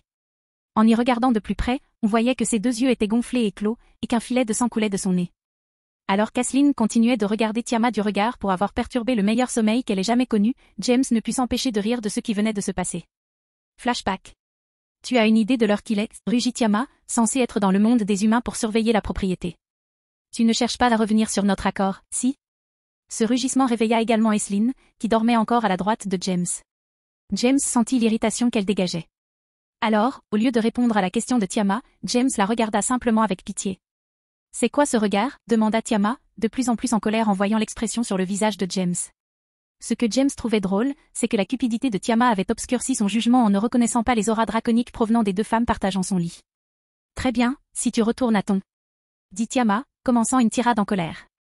Cependant, avant qu'elle ne puisse terminer sa phrase, Aislinn libéra une vague d'aura si puissante qu'elle secoua toute la sous-dimension, faisant immédiatement taire le dragon du karma du chaos enragé. « Veux-tu la fermer ?» rugit Aislinn, faisant trembler encore plus la sous-dimension.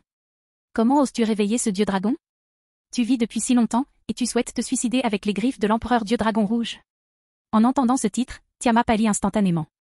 Enfin réveillée de sa rage avide, Tiama remarqua enfin l'aura qui entourait James. « C'est pas vrai ?» murmura Tiama, sentant que sa vie allait bientôt s'arrêter. « Pourquoi es-tu ici ? Et pourquoi couches-tu avec James ? Ne me dis pas que vous l'avez tous les deux pris pour compagnon. » Un instant plus tard, Aislinn se tenait devant Tiama, son corps presque nu, exposé au grand jour. Naturellement, James admira le spectacle quelques instants avant de regarder Tiama avec tristesse. Puis, pendant exactement les 28 minutes qui suivirent, James et Ophi regardèrent Aislinn frapper sauvagement Tiama. Pendant ce temps, Ophi monta sur les genoux de James et plaça sa main droite sur sa tête, lui faisant savoir qu'elle voulait qu'on lui caresse la tête pendant qu'il regardait l'émission. Fin du flashback. Comment les choses ont-elles pu en arriver là, se demanda Tiama tandis qu'Aislinn lui expliquait à quel point il était horrible de réveiller les gens profondément endormis. Et la journée a très bien commencé. Flashback. Tiama, qui dormait en serrant dans ses bras le collier que James lui avait acheté le mois dernier, se réveilla avec un sourire radieux. Elle savait qu'aujourd'hui était le jour de sa deuxième virée shopping avec James. Il avait hâte de revoir tous ses trésors. Sans parler de tous les nouveaux trésors qu'ils avaient sûrement reçus le mois dernier. De plus, il avait découvert de nouvelles façons de ranger certains trésors dans sa réserve personnelle, que James espérait ne pas remarquer. La veille, James lui avait donné, ainsi qu'à Chrome Cruach, leur premier ordre en tant que familier. Il s'agissait de protéger la maison. Naturellement, il leur incombait de ne voler aucun des trésors du domaine. Cependant, elle s'en fichait. Voler ceux qui vous soutiennent est de toute façon le comble de la stupidité. Tandis que Chrome Cruach passait toute la journée à la salle de sport pour améliorer sa force, Tiama passait la journée à manger et à regarder la télévision. Une activité qu'elle avait appris à apprécier au fil des semaines depuis son arrivée au domaine d'Alavru. Alors, à la tombée de la nuit, elle se blottit dans son lit et profita d'une bonne nuit de sommeil, rêvant de tous les trésors qu'elle découvrirait le lendemain. Cependant, elle ne s'attendait pas à se réveiller 2h30 avant l'heure de départ prévue.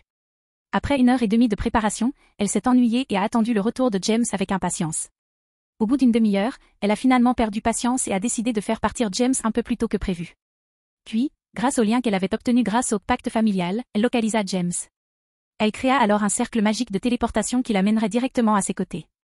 Malheureusement, une barrière intégrée dans chaque pièce de la base de l'équipe DXD empêchait toute téléportation directe. Déjà irritée d'attendre, Tiama donna un coup de pied dans la porte de la chambre et se mit à hurler sur James à plein poumon. Après ça, eh bien, tout le monde sut ce qui s'était passé. Fin du flashback. Applaudir. Petit dragon bleu, tu m'écoutes, demanda Aislinn d'un ton irrité. Tu t'en es rendu compte en voyant mes rêves ou ceux de tante Venlana, demanda James, amusé. Oui, madame, je vous écoute, répondit Tiama, abattu. Bien, s'exclama Aislinn en hochant la tête avec satisfaction. Maintenant que tu comprends ce que tu as fait de mal, il est temps de te punir. S'arrêtant un instant pour réfléchir, Aislinn regarda James en souriant. En voyant ce sourire, James ne put que se sentir encore plus désolé pour Tiama. Pour une raison inconnue, il savait que les choses n'allaient pas bien se terminer pour elle. Pendant les 100 prochaines années, vous remplirez votre part du pacte familial sans recevoir aucun des échanges mensuels avec James. Autrement dit, vous n'achèterez pas de bijoux pendant 100 ans. Immédiatement après que la sentence d'Aislinn soit tombée, Tiama a essayé d'ouvrir grand les yeux, ce que James a trouvé drôle en raison du gonflement, et a laissé sa bouche grande ouverte dans un état de choc complet et absolu. Non, tu ne peux pas, commença à crier Tiama avant qu'un regard noir d'Aislinn ne la réduise au silence. Ah, alors 100 ans, ce n'est pas assez pour toi, demanda Aislinn avec malice et méchanceté. Devrais-je aller jusqu'à 200 ans? Je suis désolée, répondit Tiama en frappant le sol avec une telle force que le plancher renforcé se brisa. Bien, dit Aislinn en hochant de nouveau la tête, satisfaite. Alors, montre-moi le cercle magique qui symbolise ton pacte. Oh, toi aussi, James. Hésitante, Tiama se leva et s'approcha d'Aislinn. Puis, à une longueur de bras d'Aislinn, elle se retourna et se passa les cheveux derrière elle. Ce faisant, un petit cercle magique apparut à la base de son cou. Pendant ce temps, James, assis à côté d'Aislinn, tendit simplement la main droite vers elle. Un instant plus tard, Aislinn toucha simultanément les deux symboles du pacte avec l'ongle de chacun de ses index. Éclair. Après un bref éclair de lumière, les deux cercles magiques ont légèrement changé. Voilà, dit Aislinn en hochant la tête avec satisfaction pour la 3e fois. Cette nouvelle clause est désormais inscrite dans votre pacte. Immédiatement après, les épaules de Tiama s'affaissèrent en sentant les changements intervenus dans le pacte. Au même moment, James examinait son cercle de pacte avec intérêt. Ok, petit dragon bleu, tu peux revenir maintenant, dit Aislinn en éloignant Tiama. Sans un mot, Tiama quitta la pièce, hébétée. Puis, dès qu'elle franchit le seuil, elle se téléporta au domaine d'Alavru, dans le monde des humains. Dès que Tiama fut partie, James fit un geste de la main et répara la porte et le mur brisé par Tiama. Bien qu'il ne fût pas doué en magie démoniaque, il était suffisamment habile pour réparer un objet de cette ampleur. Dès que James eut fini, Aislinn l'entoura de ses bras et le repoussa dans sa position précédente sur le lit. Maintenant que ton emploi du temps est libre, tu peux te blottir contre moi au lit toute la journée, n'est-ce pas, dit Aislinn en souriant. C'était ton plan depuis que Tiama est arrivée, non, demanda James d'un air impassible. Tu n'étais même pas si fâché qu'elle te réveille, si? Après tout, tu n'as même pas besoin de dormir. Hi. Aislinn rigola avant de lui tirer la langue avec gentillesse. Au lieu d'être attiré par le geste affectueux d'Aislinn, James leva simplement les yeux au ciel et se laissa docilement entraîner dans son lit. De toute façon, il n'y pouvait rien. De plus, il était heureux de ne pas avoir à faire ses courses à Tiama pendant les 100 prochaines années. Dans les 100 prochaines années, je pense que je devrais trouver un moyen d'acheter tous les bijoux du monde humain, pensa James. Comme ça, je n'aurai pas besoin de me déplacer. Je pourrais simplement lui demander de consulter un site web ou autre et de faire ma sélection. Alors qu'Aislinn et Ophi utilisaient James comme leur oreiller câlin personnel, James envisageait tous les moyens possibles pour éviter d'aller faire du shopping avec le dragon gourmand. Allongé au lit avec Aislinn et Ophi, la journée passa rapidement, et il était temps pour les membres de l'équipe DXD de retourner là où ils étaient avant-hier. Cependant, au cours de la journée, ils furent soumis à l'un des entraînements les plus rigoureux qu'ils aient jamais connus, avec Skatash et Chiron en charge simultanément. Heureusement, James étant absent, personne ne trouva son absence inhabituelle. Cependant, ce serait la dernière fois, au cours des 100 prochaines années, qu'il pourrait se reposer pendant l'une des séances d'entraînement de Skatash. Mon équipe gagnera la prochaine fois, a déclaré Vali, juste après que Slash, Dog et Tim se soient téléportés. Bonne chance, je crois en toi, répondit James avec un sourire. Vas-y. La provocation de James poussa Vali à le provoquer à nouveau en duel sur le champ. Cependant, avant qu'il ne puisse le faire, Arthur activa la manipulation spatiale de Caliburn, et l'équipe Vali, ainsi qu'Hélène, disparurent de la sous-dimension. James regarda ensuite Valérie, qui décida qu'elle voulait être avec Gaspé. Tu es sûr de ça, demanda James. Tu n'étais pas à l'aise avec eux? C'était vrai, répondit Valérie avec un sourire et un hochement de tête. Mais maintenant que je peux être avec Gaspé, je ne veux plus jamais être séparée. Après avoir dit cela, Valérie serra Gaspé dans ses bras et sourit joyeusement. Pourquoi a-t-il l'air de trouver son jouet préféré et de ne plus vouloir le perdre? Tous ceux qui sortirent de la sous-dimension pensèrent simultanément. Après cela, Aislinn s'approcha de James d'un mouvement de hanche séduisant. Puis, comme elle l'avait déjà fait à 2 reprises, elle posa sa main droite sur sa joue gauche et sourit. N'oublie pas de venir me voir, dit Aislinn d'un ton sensuel. Je ne vais pas, commença James. Après tout, je ne peux pas supporter les conséquences de t'irriter, pensa James en parlant. Après tout, j'ai l'intention de venir ici chaque week-end pour m'entraîner avec l'équipe, a déclaré James, terminant la phrase avec un sourire. Je t'en prie, répondit Aislinn avec un sourire. Je ne voudrais pas détruire accidentellement cette sous-dimension par solitude et par ennui. Non seulement James, mais tous les autres présents, à l'exception de Scatash, transpirèrent à l'idée de cette menace flagrante. Quoi qu'il en soit, il est temps pour nous de partir, dit James, surprenant Aislinn en prenant l'initiative de la serrer dans ses bras pour lui dire au revoir. Bien que surprise, Aislinn ne resta pas figée bien longtemps. Elle entoura James de ses bras et le serra contre elle. À bientôt, dit Aislinn en relâchant l'étreinte et en saluant le groupe. Au revoir. La plupart des membres du groupe firent leurs adieux avant d'être téléportés dans le monde des humains. Un instant plus tard, Aislinn sourit avant de se retourner et de retourner au dortoir. Ressentir la chaleur de l'autre est bien mieux que je ne l'espérais, se dit Aislinn en marchant. Puis, avec un doux sourire, elle poursuivit, j'ai hâte de te revoir. Monde humain, Japon, Kuo. Un instant plus tard, tout le monde se retrouva dans le salon du domaine d'Alavru. À partir de ce moment, tous, sauf James, rentrèrent chez eux ou dans leur chambre pour se reposer après une longue journée d'entraînement épuisante. En chemin, Leona, Venlana et Greffia trouvèrent Tiama au bar, en train de se délecter de son chagrin. Elle annonça alors au trio, qui se rendit directement au bar dès son arrivée au manoir, que les sorties shopping mensuelles avec James étaient terminées pour les 100 prochaines années. Cependant, elle refusa d'en dire la raison. James a retrouvé Janké et Yuzuki, qui séjournaient également au manoir puisqu'ils n'étaient pas membres de l'équipe DXD. Il avait une idée pour passer un bon moment. Bonjour, maître Janké, Yuzuki, dit James en souriant en les trouvant dans la salle d'entraînement. Comment c'était sans nous? Mais bon, répondit Janké. Maintenant, passons aux choses sérieuses. Ne me fais pas perdre mon temps avec des bavardages futiles. Elle sera toujours l'un de mes personnages d'anime préférés de tous les temps, pensa James en souriant. Alors, j'irai droit au but, dit James. Je t'ai déjà parlé de ce tournoi d'arts martiaux noirs, n'est-ce pas? Je sais qu'il te faut 5 membres dans ton équipe. Et j'espérais pouvoir participer si tu n'en as pas assez. Immédiatement, Janké a commencé à regarder James. Allons, ne me regarde pas comme ça, dit James en levant les mains d'un air désarmant. D'abord, j'utiliserai un saut qui supprimerait mon pouvoir quelque part en haut. De toute façon, je suis sûr que personne là-bas ne sera plus fort que l'échelon supérieur. En entendant cela, l'expression de Janké s'adoucit légèrement. Cependant, elle n'avait pas encore complètement disparu. Et deuxièmement, être ainsi maîtrisé m'aiderait à mieux contrôler mon corps, poursuivit James. De plus, le saut qui réprimera ma force physique sera un saut gravitationnel. Ainsi, je pourrai également améliorer la puissance de mon corps. J'ai failli me détruire en utilisant ma forme super diable et le boost domination du dragon tyran lors de mon combat contre Acnologia. Alors, tu comptes renforcer ton corps pour que ça ne se reproduise plus, demanda Janké. C'est vrai, répondit James en hochant la tête. J'en parlerai à maître Scatash, dit Janké, se demandant s'il était possible de changer ses plans. Je te ferai savoir quand nous aurons pris une décision. Merci d'avoir pensé à ça, dit James en souriant. Alors je ne perturberai plus ton entraînement. Puis, sans plus tarder, James retourna à l'ascenseur et quitta la salle d'entraînement. Ce serait bien de l'avoir dans l'équipe, non? Demanda enfin Yuzuki. Tais-toi, idiot, le gronda Janké. Retourne t'entraîner. Ne t'occupe pas de choses qui dépassent ton niveau. Comme Janké l'avait ordonné, Yuzuki reprit l'entraînement. Cependant, il ne put s'empêcher de marmonner. Le niveau de salaire, hein? Je suis un détective spirit et je n'ai jamais été payé pour aucune des affaires que j'ai résolues. Alors, c'est quoi ce putain de niveau de salaire? Chapitre 298, une surprise pour Diosé Bélial. Monde humain, Japon, Kuo. Le lendemain, James, Scatash, Roswes et les autres élèves de l'Académie Kuo retournèrent en classe comme d'habitude.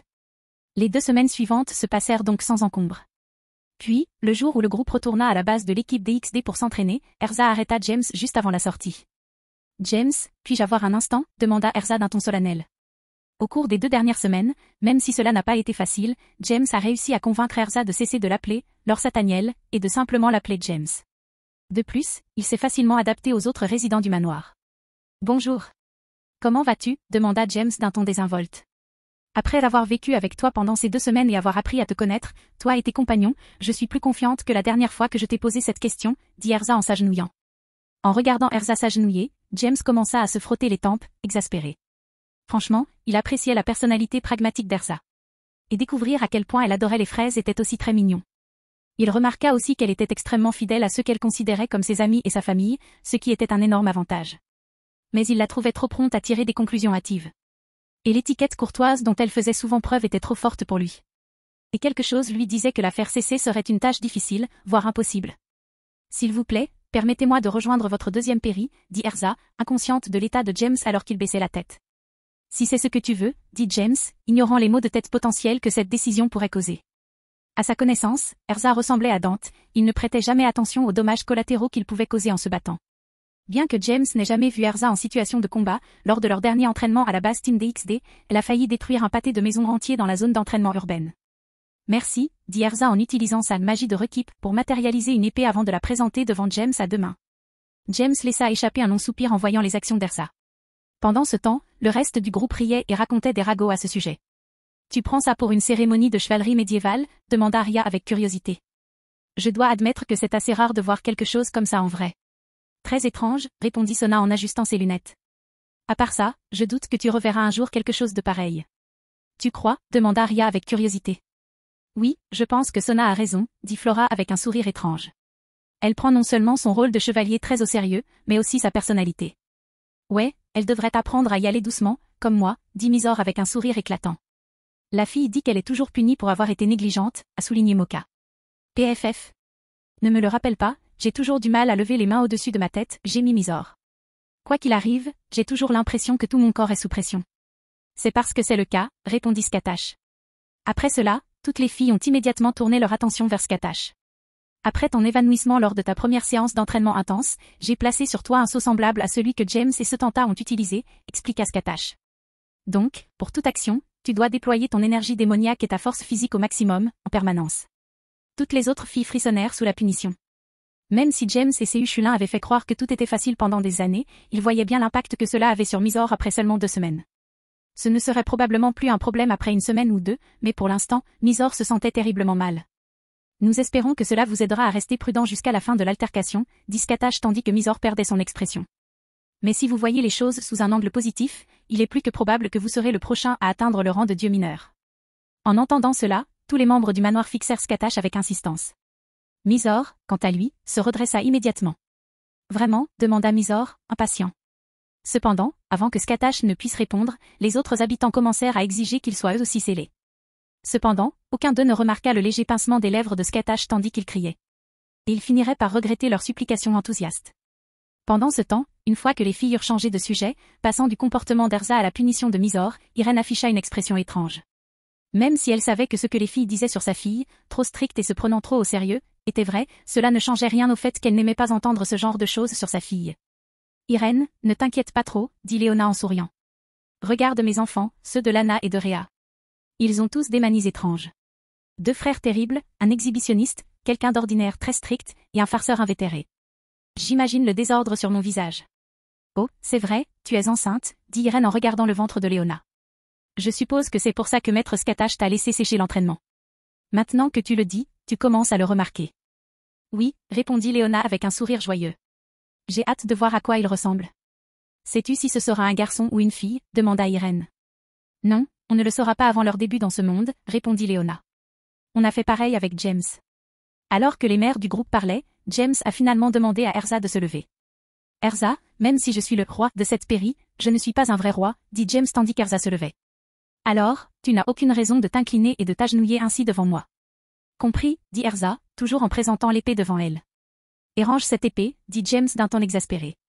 Elle est totalement inutile. Erza rangea maladroitement son épée grâce à sa magie. Puis, elle regarda James, perplexe.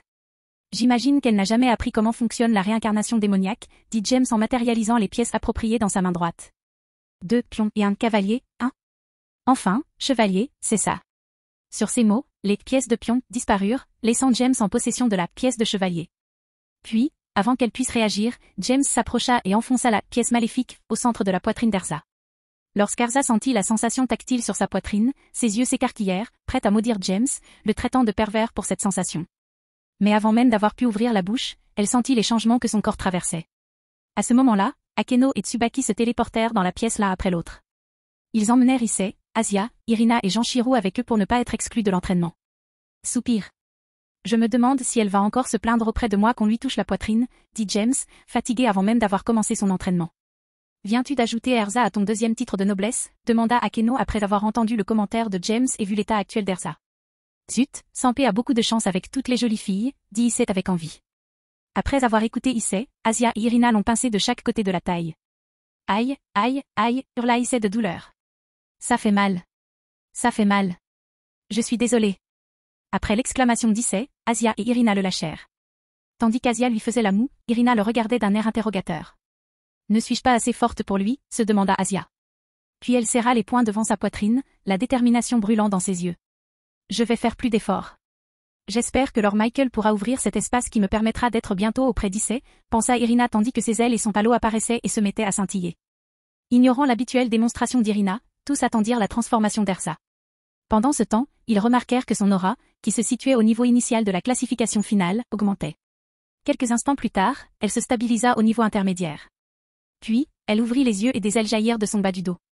À ce moment-là, Erza avait complètement oublié ses plaintes concernant les caresses de James sur sa poitrine. Sentant sa force augmenter, elle sourit d'un air radieux. Puis elle attrapa James par le cou et porta sa tête à sa poitrine. Cliquetis. Aïe. Fils de pute, ça fait mal. Frappez. Surveille ton langage, jeune homme. Si le petit prend ta mauvaise habitude de jurer, tu le paieras cher. Bien qu'il ait simplement eu l'intention de lui témoigner sa gratitude par un câlin, Erza oublia complètement qu'elle portait déjà son armure. James finit par jurer de douleur après que sa tête eut heurté la plaque de métal magique sur la poitrine d'Erza. Naturellement, Léona réagit à son emportement en le giflant, aggravant sa douleur.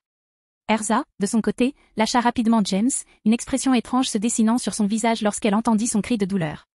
Puis, lorsqu'elle vit Léona le frapper, son expression devint encore plus étrange. Oups, murmura Erza, réalisant quelle était la raison de tout cet échange. Alors que tout le monde dans la pièce riait du malheur de James, il fit un signe de la main avec dédain. D'accord, allons-y, dit James, la main verte et brillante, tandis qu'il se frottait le front pour tenter de guérir la marque rouge laissée par la collision avec le plastron d'Erza. Tout le monde devrait bientôt arriver. Sur ce, bien que tout le monde riait encore, ils se rassemblèrent autour de James de manière ordonnée. Puis, le cercle de téléportation de James apparut sous le groupe. Un instant plus tard, ils disparurent tous de la pièce. Enfer, territoire de Satan, capitale, Lilith. Alors que les membres de l'équipe DXD arrivaient à leur base, le champion du Rating Game, Diosé Belial, traversait les couloirs du Conseil du Diable. Pour une raison inconnue, il fut convoqué devant 4 des 5 grands satans.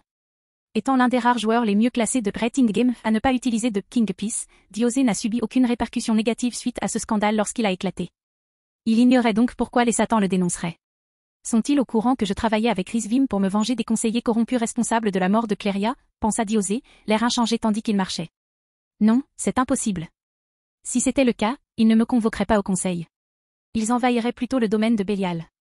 Alors qu'il marchait vers sa destination, de nombreuses idées surgirent et furent rapidement rejetées dans l'esprit de Diosé.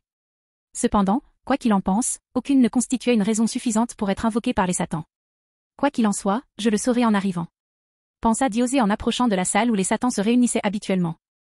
Bref, j'avais prévu de me rendre pour avoir travaillé avec Rizvim par le passé.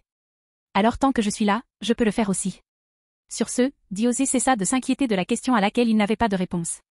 Au lieu de cela, il accéléra le pas et arriva à la salle de réunion de Satan en quelques minutes seulement. Une fois sorti, Diosé prit un moment pour vérifier que ses vêtements étaient en ordre. Puis, après s'être assuré d'être présentable, il frappa à la porte. Toc. Toc. Diosé Belial est arrivé conformément à l'appel des Satans, a déclaré Diosé en s'annonçant à travers la porte. Veuillez insérer, dit Sirzek de l'autre côté de la porte. Diosé prit une grande inspiration et tourna la poignée. Puis, lorsqu'il l'ouvrit, il fut complètement choqué par ce qu'il vit. Bien que Sirzek, Ajuka, Sorafal et Falbium fussent assis dans la pièce, Diosé ne remarqua même pas leur présence. Il ne remarqua pas non plus l'humain présent. Au lieu de cela, son regard se posa immédiatement sur la femme aux cheveux gris qui se tenait devant lui, le visage ruisselant de larmes. En fait, il était tellement concentré sur elle qu'il ne remarqua même pas que ses propres larmes commençaient à couler. Diosé, je suis de retour. Dit Cléria, la voix tremblante d'émotion. Cléria. Dit Diosé de la même voix tremblante en s'approchant de sa cousine, qu'il avait perdue des années auparavant. Est-ce un rêve? Un instant plus tard, Diosé arriva devant Cléria et lui toucha prudemment le visage. En réalisant qu'elle était réelle, les larmes de Diosé commencèrent à couler. Il la serra alors dans ses bras et pleura avec émotion, tandis que Cléria faisait de même. Pendant ce temps, tous les présents souriaient à ces joyeuses retrouvailles. Chapitre 299, information sur Diosé Belial. Écart dimensionnel, base de l'équipe DXD. Après une journée d'entraînement épuisant sous la direction de Skatash et Chiron, l'équipe DXD, moins l'équipe Dog, qui enquêtait sur une éventuelle cachette pour Rizvim, se détendait dans la salle commune au premier étage du dortoir. Mais qu'est-ce qu'on pensait, a demandé Cesso, demanda Arya en massant ses muscles endoloris. Je crois que je vais m'effondrer avant d'atteindre le niveau de Dieu inférieur. Je sais, n'est-ce pas, dit Moka, qui ne s'en sortait guère mieux que Rhea. De plus, ma puissance est également tombée au niveau initial du classement final. Hug. Tu peux te taire aussi, demanda Sona en ajustant ses lunettes et en fronçant les sourcils. Je suis trop fatiguée pour m'occuper de tes plaintes. Tais-toi, Sona, gémit Ria. C'est mon mécanisme d'adaptation, fais avec.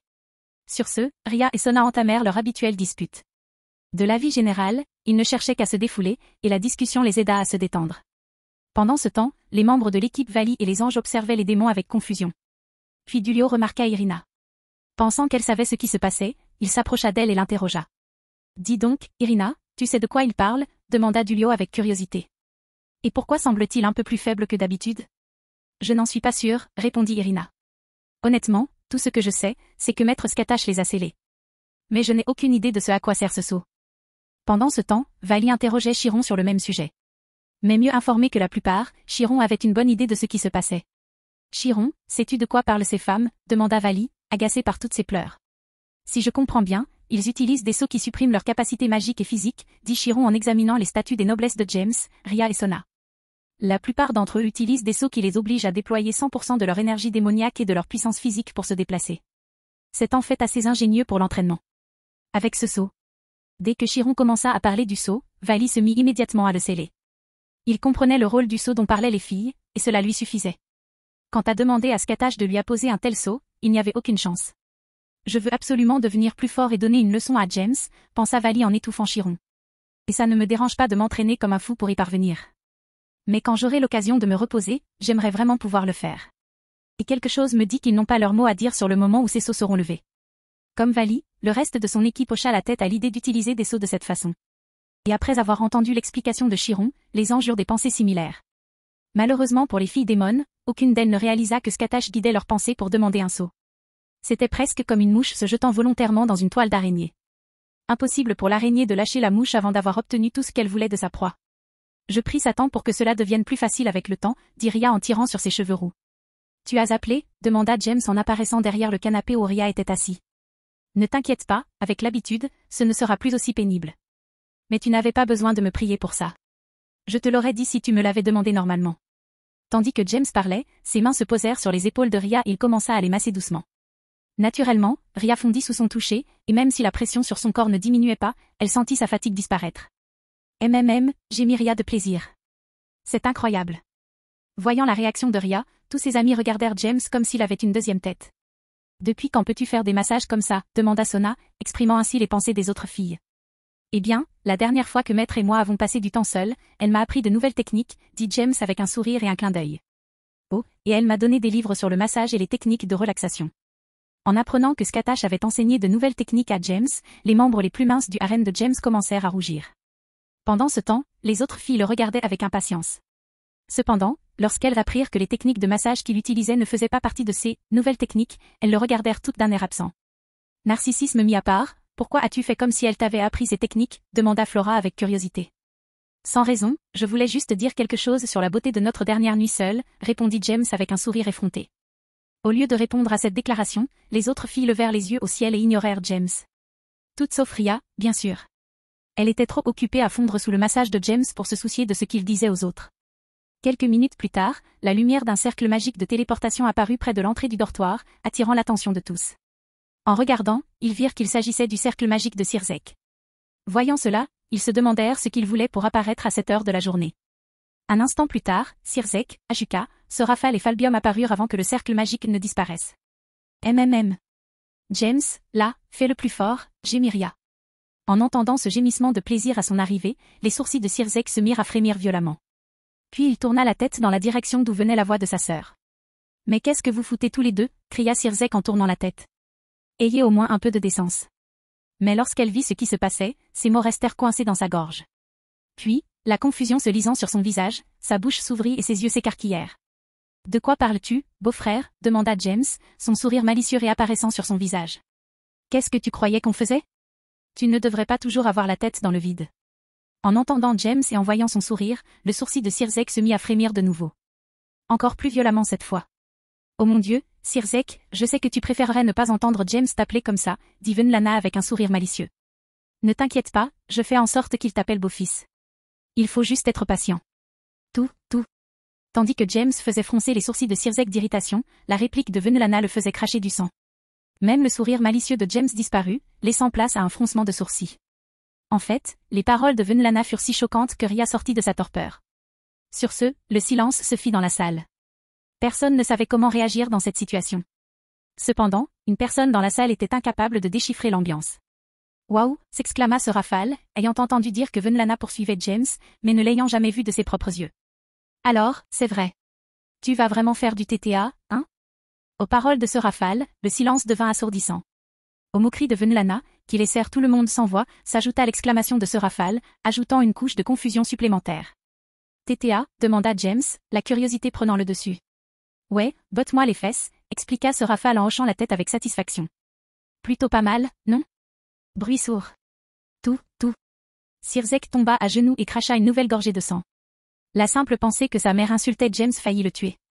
Voyant l'état de Sirzek, la plupart des personnes présentes s'inquiétaient de son bien-être. Léona, quant à elle, savourait chaque seconde de sa souffrance.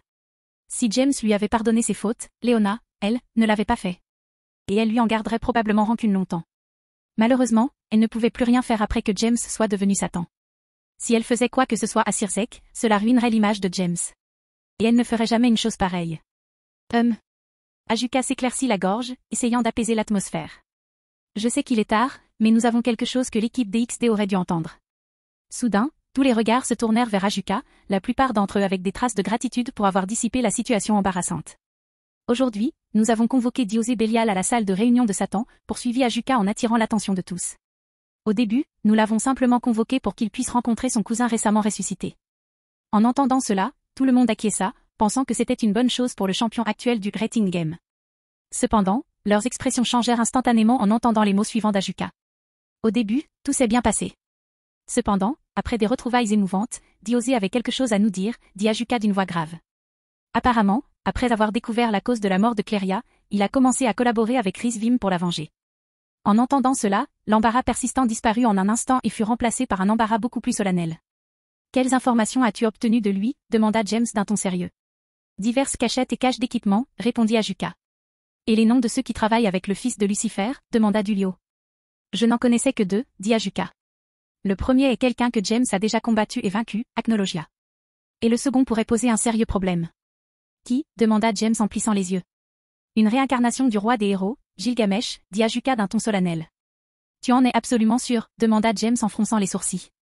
D'après ce que j'ai entendu, même les réincarnations comme celle-ci sont toutes fortes et stupides, sans exception. Oui. Ajuka hocha la tête. Diosé a mentionné l'avoir vu utiliser la porte de Babylone. Eh bien, merde, dit James, avant de baisser la tête par réflexe. Étonnamment, la tape habituelle de Léona sur l'arrière de la tête n'était nulle part visible. Mais Gilgamesh, même s'il n'est qu'une réincarnation, ne travaillerait jamais avec quelqu'un comme le fils de Lucifer, dit Griselda avec scepticisme. Cela nous amène à l'information cruciale suivante, dit Ajuka, l'air inchangé. Votre cible. En attendant qu'Ajuka continue, tout le monde se pencha inconsciemment vers lui, pour ne rien manquer. Il veut ouvrir Triexa. Et d'après Diosé, c'est presque acquis d'avance. Surtout après avoir mis la main sur les recherches de Roswes, dit Ajuka. Et il a demandé à Gilgamesh de l'aider à la contrôler afin de prendre le contrôle des royaumes et même de ce qui se trouve au-delà de la faille dimensionnelle. À cause de mes recherches, demanda Roswes, choqué et confus. On en reparlera plus tard. Quoi qu'il en soit, ce n'est pas bon, dit James en secouant la tête. Cela ne mènera qu'au chaos. Gilgamesh ne suivra pas entièrement les ordres de Rizvim. Et s'il prend le contrôle de Triexa, ce sera encore pire. Vous êtes tous les deux des imbéciles, dit Eslin. Triexa est incontrôlable. C'est une bête destructrice et sans cervelle. Son seul but est de tout détruire. Bon, on dirait qu'on a des choses à préparer, dit James. Puis il regarda Ajuka. On sait combien de temps il nous reste avant que ça ne dégénère? Au moment de ta remise de diplôme, dit Sirzek, s'immisçant enfin dans la conversation. Donc, environ 1 mois et demi. Soupir. Je comprends, dit James en inspirant profondément. Puis il regarda Skatash. Maître, je veux que vous contactiez Tobio et son équipe, et que vous leur disiez d'intensifier leurs recherches. Nous devons retrouver Rizvim hier. Compris, répondit Skatash et commença immédiatement à contacter Tobio. Puis, James tourna son attention vers Vali. Vali, j'ai besoin que tu rejoignes Tobio dans la recherche de Rizvim, dit James. Merde, je déteste recevoir des ordres de toi, se plaignit Vali. Ce n'est pas le moment, Vali, le gronda Chiron. Je sais, répondit Vali. Heureusement, je veux aussi retrouver Rizvim. Bien, dit James en hochant la tête avec satisfaction. Oh, et emmène Kuroka avec toi pour cette mission. C'est probablement la meilleure d'entre nous en infiltration. Que ferez-vous, vous autres, demanda Falbium, l'air sur le point de s'endormir à tout moment. On va s'entraîner comme si notre vie en dépendait, dit James. Si on commence à chercher, Rizvim sera prudent. Alors on ne cherchera pas.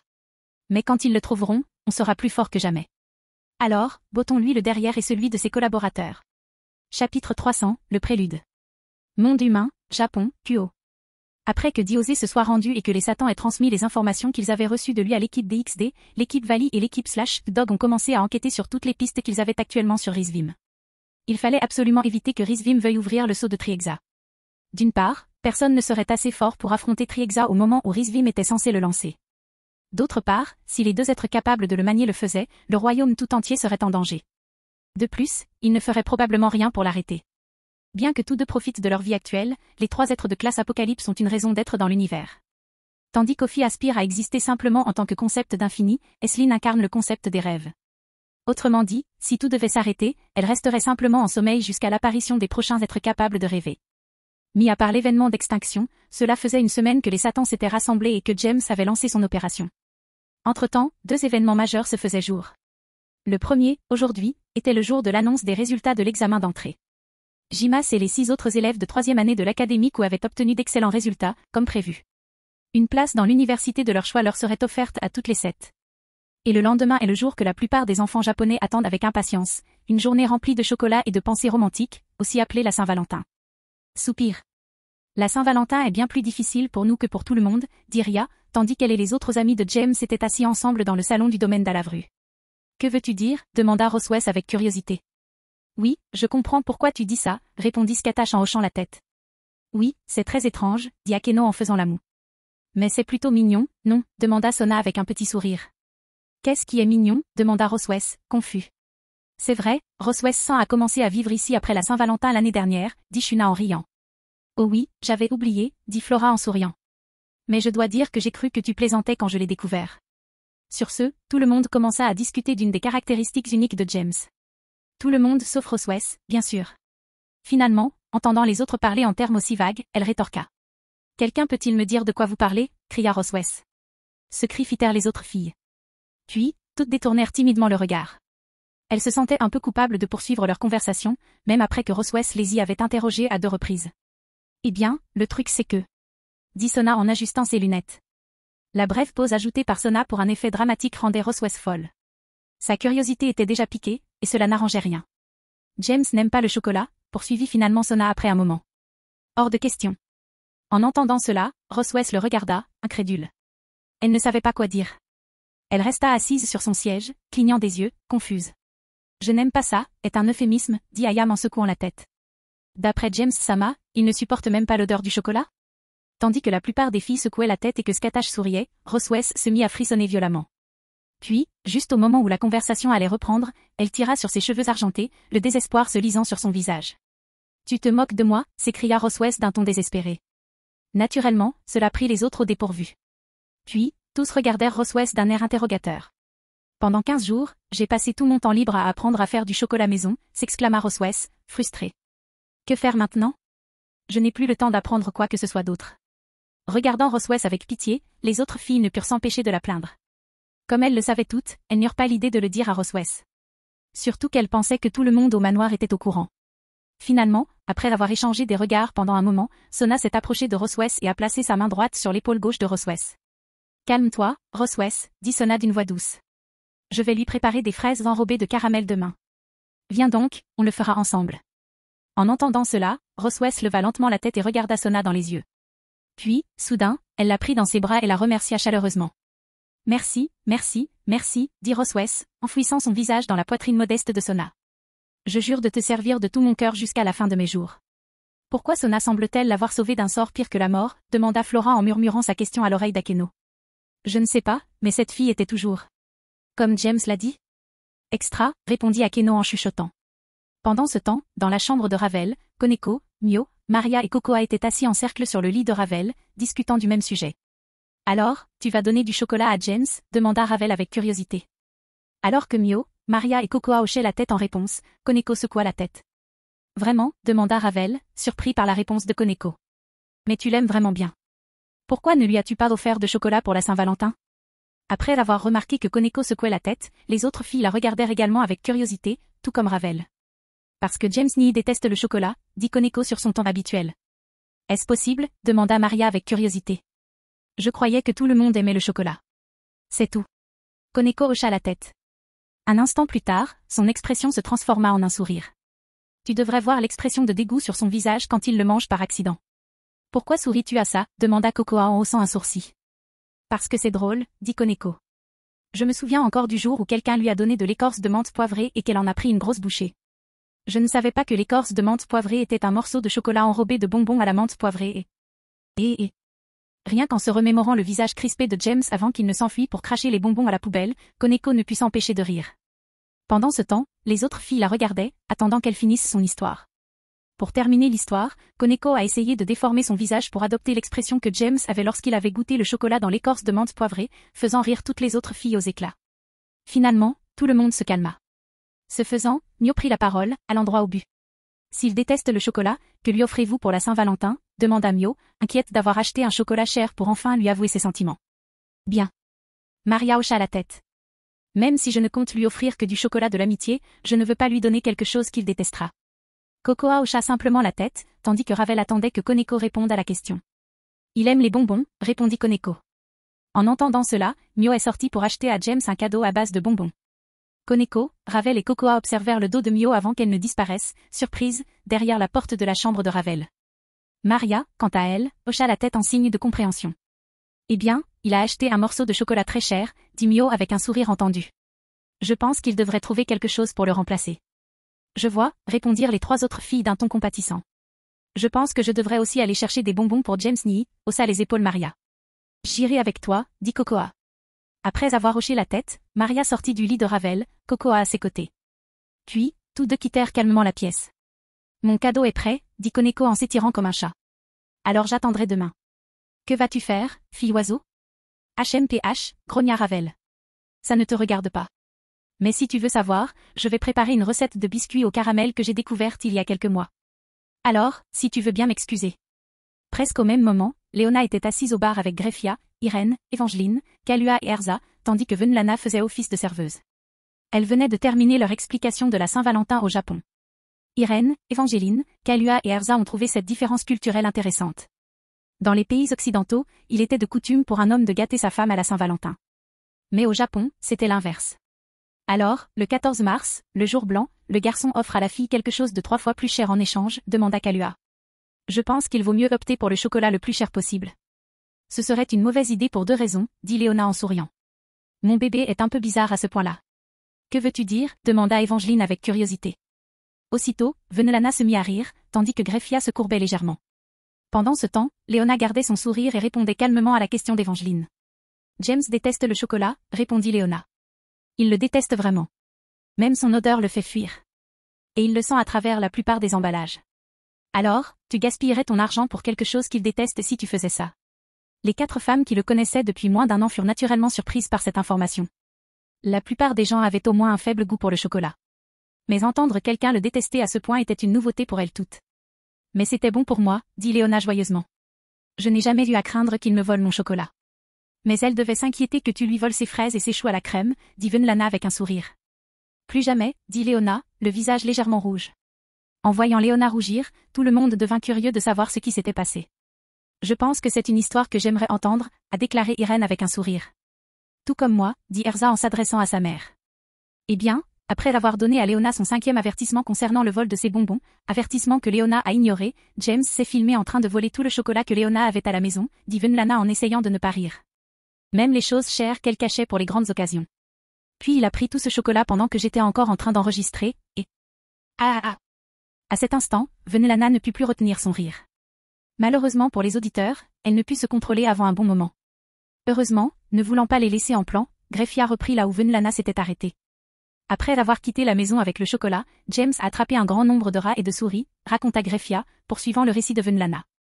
Puis, avec une expression solennelle sur le visage et tous les rongeurs en arrière-plan, elle dit « Saviez-vous que les rats et les souris sont les seuls mammifères du monde humain capables de métaboliser la théobromine?